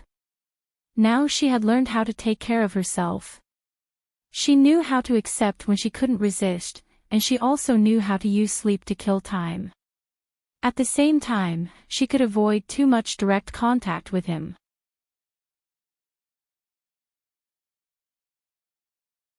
Chapter 1295. Even though he knew that she wanted to avoid him by sleeping, Li Nanheng did not say anything. It was a good thing to rest more. After all, they still had to fly for a long time. Li Nanheng only glanced at her. Seeing that she was no longer moving with her eyes closed, he signaled Xiao Su and the others to sit on the other side. Li Nanheng walked over and sat down on another sofa beside Feng Ling. He turned to look at the woman who had fallen into a deep sleep with her eyes closed. He looked at her coat and reached out to help her lift it. In the beginning, Feng Ling did not want to come into direct contact with him. She only wanted to avoid him by sleeping. But perhaps it was because red wine helped her sleep, especially good red wine. Even if it was just a cup, just a few sips, she still fell asleep after sitting quietly with her eyes closed for a while. The helicopter landed on a private helipad in the suburbs of New York. Several cars were already waiting outside. After the plane landed, the base members in the cabin quickly walked out. Xiao Su also glanced at Li Nanheng and Feng Ling before getting off the plane. Feng Ling was still sleeping, and Boss was still sitting by the side looking at her unhurriedly. He did not seem to be in a hurry to get off the plane. Boss, the air traffic control in New York is too strict. To avoid trouble, we landed here first. Drive her back to the Feng family. Should we send her back now, or, there's no rush? Let's wait for her to wake up, Li Nanheng said mildly. He had already brought her back to America. Of course, there was no rush. Whether it was New York or Los Angeles, they were all within his reach. It was no longer England. Seeing that Boss Li was reluctant to wake Feng Ling up, as expected, the well-tempered steel turned soft in front of Feng Ling. Xiao Su did not disturb him anymore and got off the plane. Feng Ling continued to sleep for a while. The sky outside was already bright. It was past 7 in the morning. Seeing that Feng Ling was still sleeping, Li Nanheng bent over and picked her up. His movements were very gentle, trying not to wake her up. When he carried her off the plane and was about to get into the car, Xiao Su walked over. Boss, let's go to the one in front. Let the brothers from the base drive the other cars away first. I'll go back to 11 base and inform them. And Li Nanheng responded indifferently and continued to carry Feng Ling. Feng Ling was indeed asleep. If no one touched her, she would be in a deep sleep. However, no matter how steady Li Nanheng's embrace was, he moved from the sofa to another place. Xiao Su followed Li Nanheng and whispered, Boss, carry her to the back. I'll drive. It's okay, I'll drive. But if I leave her alone like this, I'm afraid I'll wake her up. She's awake. Xiao Su, Feng Ling. Feng Ling opened her eyes and looked at the man who had already seen through everything about her. Seeing that she opened her eyes, Li Nanheng wasn't surprised at all. He smiled and looked at her. You're finally willing to open your eyes. Feng Ling took advantage of the way the man carried her into the car and pushed him. She then sat at the back of the car, unwilling to sit with him. Seeing this atmosphere, Xiao Su felt that he shouldn't be an eyesore here, so he didn't follow in and turned to go to another car. Seeing that Feng Ling sat at the back, Li Nanheng didn't say anything. He opened the door of the front passenger seat and started the engine to drive away. This car was very big. He was in front, and she was in the back. The two of them were quiet and didn't communicate much. It wasn't until they crossed a road and drove to New York that Li Nanheng said, Before you went to England, you should have known that you still have a grandmother. You've seen her before, but during that time, she was ill for a long time and stayed in the hospital in a daze. Later, when she woke up and found out everything, she couldn't take the blow. For the past 2 years, her health hasn't been good. She's living in a sanatorium in Los Angeles. You're in New York. If you have time in the future, go back to see her. Feng Ling did not speak. She had considered the matter of her grandmother before and asked her grandparents about it on the phone. She planned to bring her grandmother to New York to live after she returned to America. She didn't have much family love since she was young, but there were only a few relatives who treated her well. However, they all doted on her. She knew this. Especially the jade pendant on her. It seemed that her grandmother had worn it for her. She didn't have much to say about this matter and answered lightly. Feng Ling was very silent. This silence was different from the cautious and quiet silence she used to have in the base. She was a silence that completely isolated him. Li Nanhing drove and looked at her through the rearview mirror. What plans do you have after returning to New York? Feng Ling ignored him and lowered her head to look at her phone for a while. Xiao Ba sent a message asking her why she had disappeared. She was still considering how to answer that she had flown back to New York from London overnight. Jean Wan had probably already received the news and hadn't asked her anything yet. As for Xiao Ba, she was still hesitating on how to reply. Li Nanhing suddenly stopped the car by the side of the road. Feng Ling's finger was poking at the screen of her phone. Because he suddenly stopped the car, she looked up at him. The man looked at Feng Ling through the rearview mirror. Their eyes met. After looking at each other for a moment, he didn't say anything and continued driving forward. Feng Ling watched the man's back as he drove and was silent for a while. In the end, she didn't say anything.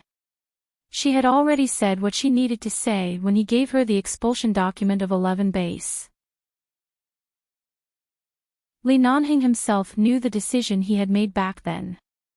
The two of them were well aware of it, which was why he had not seen her for so long. The car was very quiet. The man drove and the woman lowered her head to look at her phone. In the rearview mirror, sunlight shone in through the slightly open window. She didn't have any makeup on her face, and her long eyelashes drooped slightly because she lowered her head, like an ink fan. Li Nanhing didn't know how much restraint he had used to not kidnap her back to Los Angeles but send her back to New York. He had chosen this path for her. He had taken the risk that she would be angry and break up with him to help her choose this path home and cut off the connection between her and 11 base. Right now, if he didn't send her back to New York but brought her back to Los Angeles, he really wasn't a human being. However, he was not rational. He didn't want to send her back to New York at all. Feng Ling, who had changed so much, was what he had expected. It was what he wanted to see, but now he was afraid to see. The distance that she had created between them was like a ditch that they might not have been able to cross during the 8 years of their grudges. She was trying very hard to avoid him.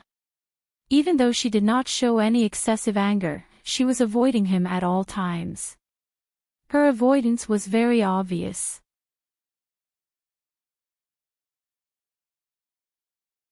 Chapter 1296. The car was on the way back to the Feng family. Feng Ling had already taken a nap and was in a good state of mind. She turned to look at the other two cars. Most of the cars sent from 11 base looked no different from ordinary cars, but in fact, every car had the function of an armored car. Even if there was a terrorist attack, they could immediately find a weapon to deal with it. 11 base. Feng Ling's gaze became indifferent. She placed her hand on her lap and looked at Li Nanhing's figure indifferently. Just send me to the city. I'll take a taxi back myself. Li Nanhing did not respond. I have nothing to do with you. If you send me back like this, the Feng family will be suspicious. Li Nanhing replied coldly, Why? Are you afraid that they will be suspicious? I'm not afraid, but there's no need, Feng Ling said mildly. Feng Ling said lightly, After all, it's quite troublesome to be mentioned again and again for people who have no relationship with me. Li Nanhing suddenly braked the car. It was so sudden that Feng Ling was caught off guard.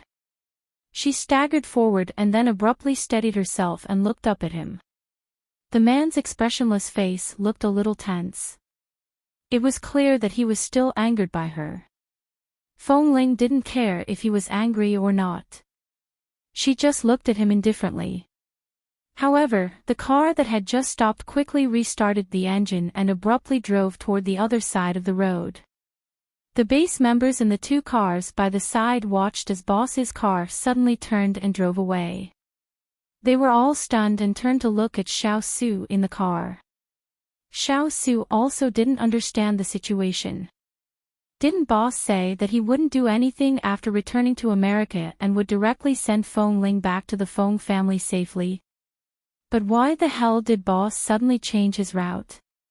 Brother Su, should we follow him? Follow my ass. Didn't you see how fast boss is driving? Xiao Su looked at the car that instantly sped away on the side road. Let's go to the intersection of the city according to the original plan. Boss, he should know what to do. Based on boss's temper in the past, it was hard to say what would happen if he took Feng Ling away. But according to Xiao Su's observation in the past 2 years, he found that although boss's temperament was the same as before, he always restrained himself when it came to Feng Ling. Although he was stubborn, he still couldn't beat Feng Ling. When two enemies met on a narrow path, the brave would win. Boss Li, this bloodthirsty tiger, could only be a tame tiger in front of Feng Ling. In the car, Feng Ling looked at the sudden change of route and frowned slightly. She turned to look at the road and scenery outside. Where are you taking me? The man didn't speak. He just drove with a cold face and stepped on the accelerator again and again. Feng Ling ignored the speed of the car. She had jumped out of the car in an emergency before. She raised her hand to open the door, only to find that the door was locked. She abruptly turned to look at the man driving the car and saw the coldness and displeasure in his back view. The air around him, and even the air in the car, seemed to tense up. Li Nanheng, stop the car. Feng Ling's heart skipped a beat. She frowned and said coldly. Not only did the car not stop because of her words, but it continued to drive forward at an extremely fast speed. Feng Ling couldn't open the car door, so she stepped forward to stop him from driving the car forward. However, the man held the steering wheel with one hand and held her wrist with the other. Without looking back, he said coldly, "Sit back down. Stop the car." Feng Ling struggled. The man controlled the steering wheel with one hand and drove the car quickly and effortlessly. His other hand also held her tightly. Feng Ling struggled several times but was unable to pull her hand out. In the end, she cried softly, "If you don't let go, my wrist is going to break." Only then did he loosen his grip and let go of her. Feng Ling quickly pulled her hand back and sat back on the seat. As she rubbed her wrist that was about to be broken by him, she watched the road and scenery quickly pass by. Where are you taking me? She was not very familiar with the roads in New York, unlike when she was in Los Angeles, where she had been to many places, big and small, and could guess most of them just by looking at the route. But now, she had no idea where he was taking her. Of course, Li Nanheng did not answer her at all. Feng Ling looked over her shoulder at the dashboard in front of him. The car had already exceeded 260. This speed, thankfully, they had suddenly turned from the highway into a small road. The road was smooth, but there were no cars or people around. The road was smooth. Feng Ling rubbed her wrist for a while and didn't say anything. She just sat there expressionlessly and watched Li Nanheng drive. She watched as the scenery on both sides of the road gradually became as though there was no road. Even if there was a road, it was only a very simple stone road. It was not smooth. Then, she watched as the place gradually went uphill. In the blink of an eye, she saw that Li Nanheng had actually driven the car to Mount Nevada in the suburbs of New York. Mount Nevada was a high mountain more than 100 kilometers away from the edge of New York City. There were cliffs on it, and there were beasts in the forest. This place was usually deserted. The black off-road vehicle ignored the potholes and stones on the mountain road and drove all the way up quickly. Because no one walked here all year round, the mountain road that could barely be seen was overgrown with weeds. If this car hadn't been modified and the driver wasn't Li Nanheng, it would have been difficult to drive smoothly on such a slope and mountain road. When the car drove halfway up the mountain, because the slope was even steeper, it broke down once. Feng Ling took the opportunity to ask him to stop, but the man did not make a sound. He continued to start the engine, circled around the steepest and dangerous mountain road, and went to the other side to continue driving up. Half an hour later, they arrived at the top of Mount Nevada. The black off-road vehicle stopped at the top of the mountain. The sky was already bright. At this time, even the sunrise had been missed. However, the direction where the sun was shining was so dazzling that the solar film on the two car windows almost couldn't block it. Feng Ling rolled down the car window and looked at the rising sun in the distance. She narrowed her eyes and then looked at the scenery of the top of Mount Nevada. She saw the steep mountain road on one side and the steep cliff on the other. Feng Ling had lived in the jungle since she was young, so she was not afraid of this kind of place. She only looked outside before retracting her gaze. She looked at Li Nanheng, who had been silent all this time with a dark expression. After stopping the car, he got out of the car with a cigarette in his hand. Seeing the man light a cigarette after getting out of the car, Feng Ling did not move but glanced at the seat next to the steering wheel. She thought that if Li Nanheng dared to do anything to her here, she would drive the car away and leave him here to feed the beasts. Dash.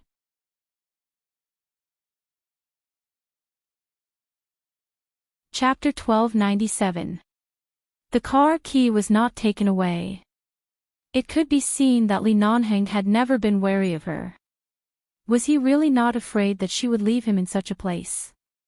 Feng Ling glanced at the man outside the car door and watched as he stood there smoking. She could vaguely feel the anger he was suppressing. From the speed at which he drove earlier, she could tell that he was having a hard time holding it in. He had allowed her to lose her temper and vent her cold war. He had been enduring it, but he was still angry. Otherwise, he wouldn't have suddenly driven here. He didn't want to vent his anger on her, so he would rather get out of the car and smoke silently. Feng Ling looked at the man who was in a rage. She felt that if she got out of the car now, he could twist her head off at any time. She couldn't beat him. This was what she had known for so many years. She simply didn't provoke him and sat quietly in the car. She didn't know how many cigarettes the man had smoked outside. At this time, the car window that she had just closed was knocked on. She turned to see the man standing outside the car door. His eyes were cold and heavy, and he looked down at her. "Get out of the car." This was an order. There was no warmth in his tone. Feng Ling pushed the car door open and got out of the car. Before she could stand firm, Li Nanheng pressed her against the car door in front of her. Her back hit the car door hard. It was not painful, but it was definitely not indifferent. As Li Nanheng pressed her down, he leaned over and looked into her eyes. "Feng Ling, do you really think I love you so much that I have no bottom line?" The man's mouth was filled with the strong smell of tobacco. Although it was not unpleasant, because he had smoked too much, especially for someone like Feng Ling who had never smoked, such a strong smell of tobacco was a bit suffocating. Feng Ling saw that this man was like a restrained lion. It was only because it was her that he tried his best to restrain his sharp and fierce claws and teeth. Feng Ling's eyes were calm. Even though her shoulders were pressed by him and her body was imprisoned between his chest and the car door, she was still calm as though the person in front of her had nothing to do with her. "Li Nanheng, since you insist on bringing me to such a desolate place, it means that you want to find a place where no one will disturb you to talk to me. Since you want to talk to me, can you let go of me first?" Li Nanheng lowered his eyes to look at her. Instead of withdrawing his strength, he took a step forward and pressed her more firmly against the car door. Feng Ling's expression instantly darkened. "Since you insist on using such a method, don't blame me for hurting you. Is there anything more ruthless than when you said that you would personally cut off the relationship between us? Hurling insults. Let me hear how you plan to hurt me." Li Nanheng narrowed his eyes at her. If it weren't for the fact that the atmosphere was not right, he really wanted to bite her lips hard, kiss her until she cried, and bite her until she kept struggling and crying under him. The man's eyes were dark and misty. Feng Ling looked straight into his eyes and said word by word, "From the beginning to the end of our relationship, which step didn't you hold my hand and take me away? From the very beginning, when I was still disguised as a man, you forced me to submit to you. Even if you ignored the taboos between genders, you forced me to be with you. And then, when I repeatedly retreated, you forced your way into my life and tied me to your side. You tied me to your heart and couldn't get out. I can indeed see how well you treat me, and I admit that I really couldn't get out. Li Nanheng, you were the one who tied me into your heart. Later, you cut off all my beliefs and the pillar behind me and pushed me away. What kind of attitude do you think I should have toward you now? It's not my character to cry and argue with you hysterically. Since you flew to England and brought me back, it's useless for me to argue with you. Since you decided to send me back to New York, it means that you've never regretted your decision to let me return to the Feng family. Since you chose this path for me, I have no choice or regret. What right do you have to take me away? What right do you have to question my attitude and your bottom line? If you really want to talk about a bottom line, Li Nanheng, have you considered that I have a bottom line too? What did I do to make your bottom line suddenly rise so much? Li Nanheng asked coldly. He pressed his hand on her shoulder, not allowing her to break free. He was taller than her by a head and imprisoned her. He said harshly, I let you go back to the Feng family to live a normal life and let you study in England for a year. Did I look for you? Which time did I not respect you? Which time? Feng Ling suddenly realized that she could not reason with this man who always said that he was very reasonable. She was not good at debating with others. After a year in the business world, she had indeed trained her tongue, but all her training was not used to quarrel with him after returning to America. The more she did not speak, the more she did not want to reason with him. She did not want to waste her breath with him, and the angrier Li Nanheng became. Looking at the indifferent expression in her eyes that she could not be bothered to argue with him, he recalled the mouthful of blood she had spat out by the flower bed downstairs. Every day, he would see the blood stain when he passed by that place. Later, he didn't know which busybody in the property management department wiped the blood away, but he would often sit by the flower bed for an entire night. He tried his best not to look for the person he did not want to disturb. Now that he had finally brought her back from England, she did not even have the slightest intention of insisting on talking to him. She only avoided him again and again. Seeing that he was unwilling to let her go, Feng Ling closed her eyes and opened them again. Back then, when you gave me the expulsion document, you should have known that you cut off all my paths of retreat. I can no longer be the Feng Ling of the past. Even the Feng Ling who had been moved by you, who had liked and loved you, was cut off by you. A sharp glint flashed across Li Nanheng's eyes. He didn't give her a chance to continue her ruthless words. He pinched the back of her neck and lifted her up from the car door. He forcefully pressed a kiss on her lips, pried open her lips, and swallowed her breath without hesitation. Feng Ling's body tensed up in an instant. As soon as she raised her hands, he quickly held them and pressed them against the car door. In less than a minute, her lips were sore and numb from his kisses. His breathing became heavier and heavier, and he no longer restrained himself. He lifted her clothes and placed his hot palms on the skin of her waist, causing her to shiver all over. W. 4M.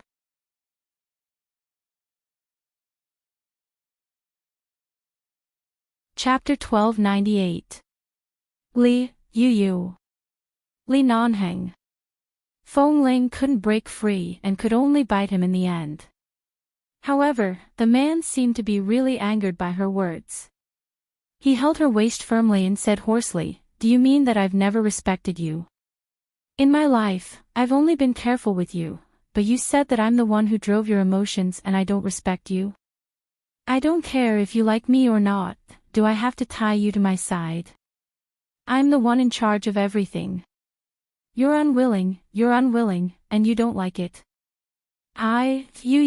Li Nanheng took out his hand, abruptly pulled out his belt, and tied Feng Ling's wrist behind her. As Feng Ling widened her eyes in disbelief, he tugged the belt hard, pulled it to the bottom, and tied her wrist in an instant. The back door hadn't closed yet. The man held her waist with one hand and tugged at her clothes with the other. When Feng Ling trembled in anger and was about to bite him, he pressed her into the car. There was no gentleness in this kiss, nor was there any longing or care that he hadn't kissed her for a long time. Instead, with heat and anger, he nibbled on her lips and swallowed all her cries. The hot breath from the man's nose landed on her face. Feng Ling couldn't break free. Several times she wanted to scold him, but her lips and tongue were blocked by him. Because she struggled hard but couldn't do anything, her nose was bleeding, and dense beads of sweat were on her nose. His kiss became more and more forceful, as though he was going to suck her into a vortex. After kissing for a full 10 minutes, her clothes were removed. As the sun shone brightly outside, the temperature in the car was boiling. Feng Ling's face was crimson. Her oxygen was about to be exhausted, and her brain was buzzing. Li Nanheng's kiss deepened, as though he was tempting her to go crazy with him. Feng Ling was so angry that she lost her rationality. She didn't know when he would stop. If he continued kissing her, she would really die. Especially the fact that her wrists were tied by the belt, it caused countless resentment to burst out of her chest. She kept biting him, and in an instant, their lips were covered with wounds. Of course, he had the most, and her lips were red and swollen from the kiss. Li Nanheng. Stop. Ugh, the man easily picked her up and let her sit on his lap. She could feel his strong muscles in this position. Even though he hadn't been in the base for many days, even though he wasn't used to training every day, this man's body was still shockingly strong.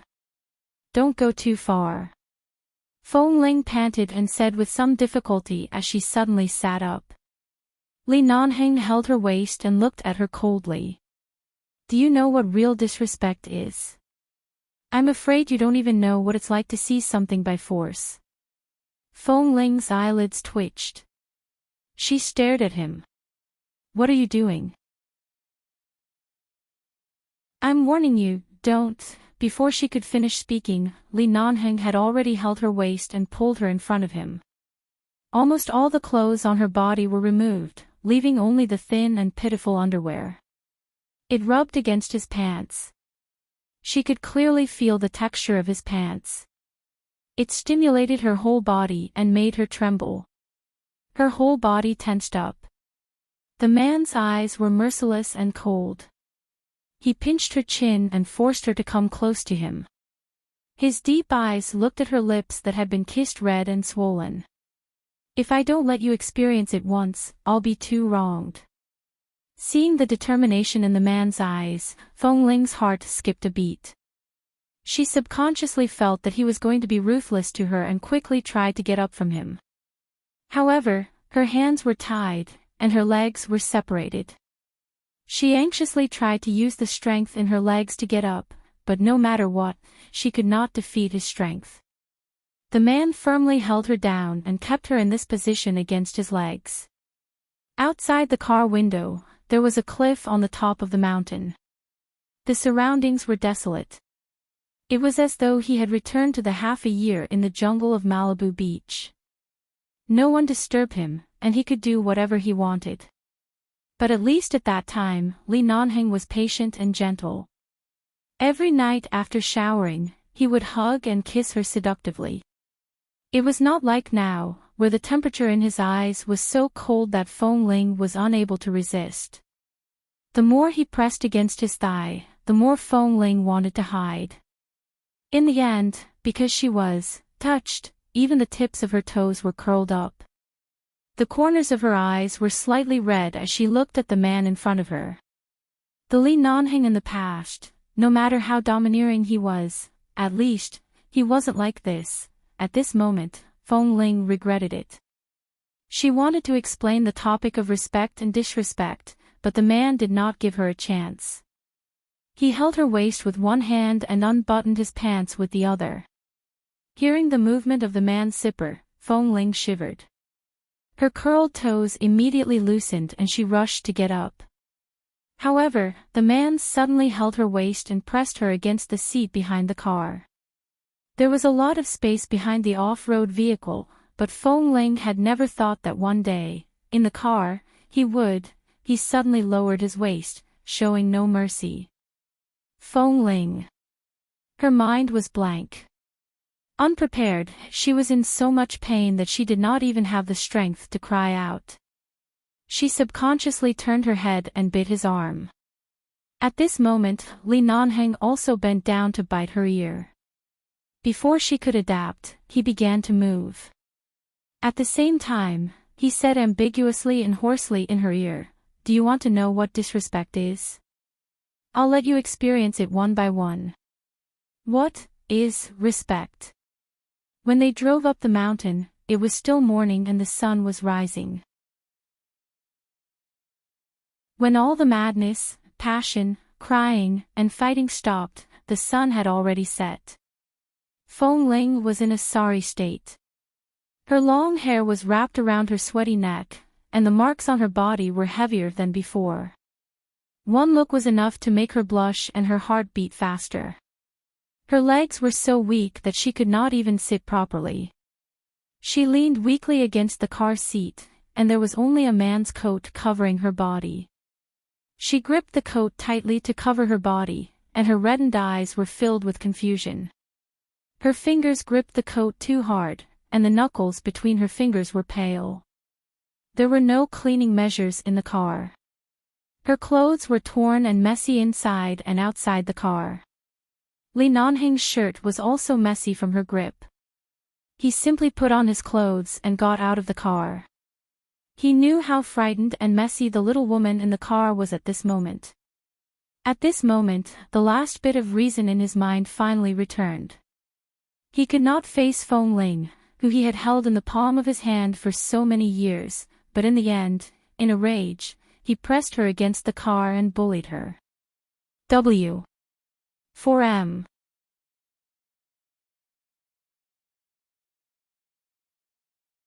Chapter 1299. Li Nanheng lit a cigarette outside the car and did not come in again. He couldn't face it. He bullied her in the car for several hours, listening to her cry until her throat was hoarse, listening to her bite his arm, and constantly shouting, "Li Nanheng, stop. Li Nanheng, I hurt. Li Nanheng, I hate you. Stop for me." But he still couldn't stop. When he finally regained his senses, he saw the disheveled woman lying on the ground weakly with a blank look in her eyes. Looking at her bloodshot eyes, it was as if his brain had suddenly been struck by a bolt from the blue. He finally woke up from the shock. What was he doing? Li Nanheng held half a cigarette in his mouth and looked back at the closed car door. Even though he couldn't see anything through the window, he knew that she was still curled up inside and couldn't move. He knew how ruthless he was today. Ever since Feng Ling returned to the Feng family for nearly a year and then went to England for so long, she hadn't done it again for a long time. In the end, she was suddenly bullied by him in the car without any preparation. Not to mention Feng Ling's temper, even Li Nanheng himself deeply doubted whether he could forgive himself. He was just angered by her words. Did he really have to use such a disrespectful method to make her feel the difference? Wasn't this digging a pit for himself to jump into? All the kindness he had shown her in the past had probably become negative now. In the end, the cigarette butt was too short. As if burned by the cigarette butt, Li Nanheng took the cigarette down and looked at the car door behind him. He first went to the front passenger seat to find a pack of wet wipes that had been thrown there at some point.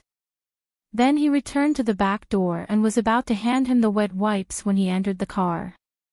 However, the moment he entered the car and approached, Feng Ling, who had been leaning against the seat motionlessly, suddenly trembled and shrank back. Seeing the trace of fear in her eyes, Li Nanheng's hand that was holding the wet towel froze. It was true. He bullied her too much. She was actually afraid of him.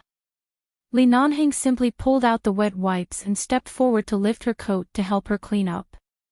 However, the moment he reached out, Feng Ling suddenly raised her red eyes and glared at him. "Get out." Her voice was so hoarse that it was almost inaudible. She tugged the coat back hard and covered her messy body. Li Nanheng did not speak, nor did he snatch the clothes she was using to cover herself. He simply helped her wipe her exposed legs. At the same time, Feng Ling quickly curled up her legs and said hoarsely and angrily, "Get lost." Seeing that he still refused to leave and insisted on wiping her body, Feng Ling gathered all the strength she could muster and abruptly raised her hand to slap him hard on the face. Paw! The slap did not make Li Nanheng's face pale. Instead, he felt more comfortable. He looked at her and said softly, "Now do you know what it means to be disrespectful?" He looked at her and said in a low voice, "Nanheng's Feng, Nanheng, Feng Ling, Feng, Feng, Feng, Nanheng, Feng, Nanheng, and Feng. Do you need to prove it with your own actions?" Feng Ling's eyes were still red. She glared at him. "Li Nanheng, I can't wait for you to jump off the cliff. I can't wait for you to jump off the cliff." The man pursed his lips and looked at her silently for a moment. Then he placed the wet wipes by her hand. "If you really want to see me jump, okay, I'll jump." Feng Ling was speechless. She was so angry that her chest hurt even more. She suddenly turned her eyes away and closed them without speaking, but tears fell from the corners of her eyes. She was really crying. Because of the pain, because of the scenes that happened in the past few hours, because of the humiliation, and because she didn't dare to ask him to jump, she hated herself for being soft-hearted. But if she really asked him to jump, she knew he would definitely jump. Even if the result was just because of her momentary anger. How could he treat her like this? He might as well die. Feng Ling gritted her teeth and clenched the coat tightly. But what made her even more humiliated was that even the coat was his. Her own clothes, both inside and outside, were in tatters. Li Nanheng watched her cry and reached out to carry her over. However, Feng Ling turned her head and bit hard on his wrist. Just now, she had bitten him many times, and his arm was already covered with bite marks, but he carried her over as if he couldn't feel the pain. Feng Ling raised her head and said angrily, "Don't touch me." He paused and looked down at her like a wounded beast. Feng Ling's voice trembled with hatred. "I'm in great pain. Don't touch me. Let me be alone for a while." He had heard her say that it hurt more than once. Li Nanheng looked down at her curled legs. "I'll take you to the hospital." "No need." Feng Ling covered her body with the large coat and tried to curl up her legs to cover them. She might as well jump off a cliff instead of going to the hospital for this kind of thing. However, although Li Nanheng didn't touch her again, he couldn't let her continue to hurt like this. He was indeed too ruthless at that time. He knew that she was in pain, but he didn't restrain himself. He went to the trunk and found a thin blanket for her. Feng Ling took the blanket and covered herself with it. She did not speak. Even if she didn't go to the doctor, she had to at least apply medicine. Otherwise, she would have a hard time these days. Seeing that she seemed to have a sense of security wrapped in the blanket, Li Nanheng returned to the driver's seat to drive. Feng Ling knew that he was going to drive down the mountain. She closed her eyes and leaned against the back without speaking. The mountain road was rugged. Even if they drove up smoothly, it was very difficult to go down the mountain. With Li Nanheng's driving skills, it was easy to stabilize the car and not roll down. However, the car swayed, making Feng Ling, who was not in a good condition, very uncomfortable. She frowned and clutched the blanket on her body with a pale face. She curled up in the back seat and couldn't even make a sound. They finally drove down the mountain and arrived at the intersection of New York City according to the original route. Xiao Su and the others' car was still there. They had been waiting anxiously. When they saw Boss Li's car finally coming, they were relieved. Li Nanheng looked at Feng Ling through the rearview mirror. After going down the mountain, the road was more stable and she was no longer in so much pain. However, she still clutched the blanket tightly and looked up at him through the rearview mirror. Her eyes seemed to be able to burn 2 holes in his back and seemed to be warning him, if he dared to let others see her like this, she would never forgive him in this life. Li Nanheng rolled down the car window and asked Xiao Su and the others to wait at the Feng family's home first. He then drove to find a nearby shopping mall. He had to buy a set of clothes for her first. You're tuning into the LoveLore Library YouTube channel. We're so grateful for your support and don't forget to subscribe to join us on this incredible journey through captivating stories. Your generosity through donations truly makes a world of difference, as it's the primary source of revenue that allows me to expand and enhance this channel for you. Thank you from the bottom of my heart for being a part of this adventure.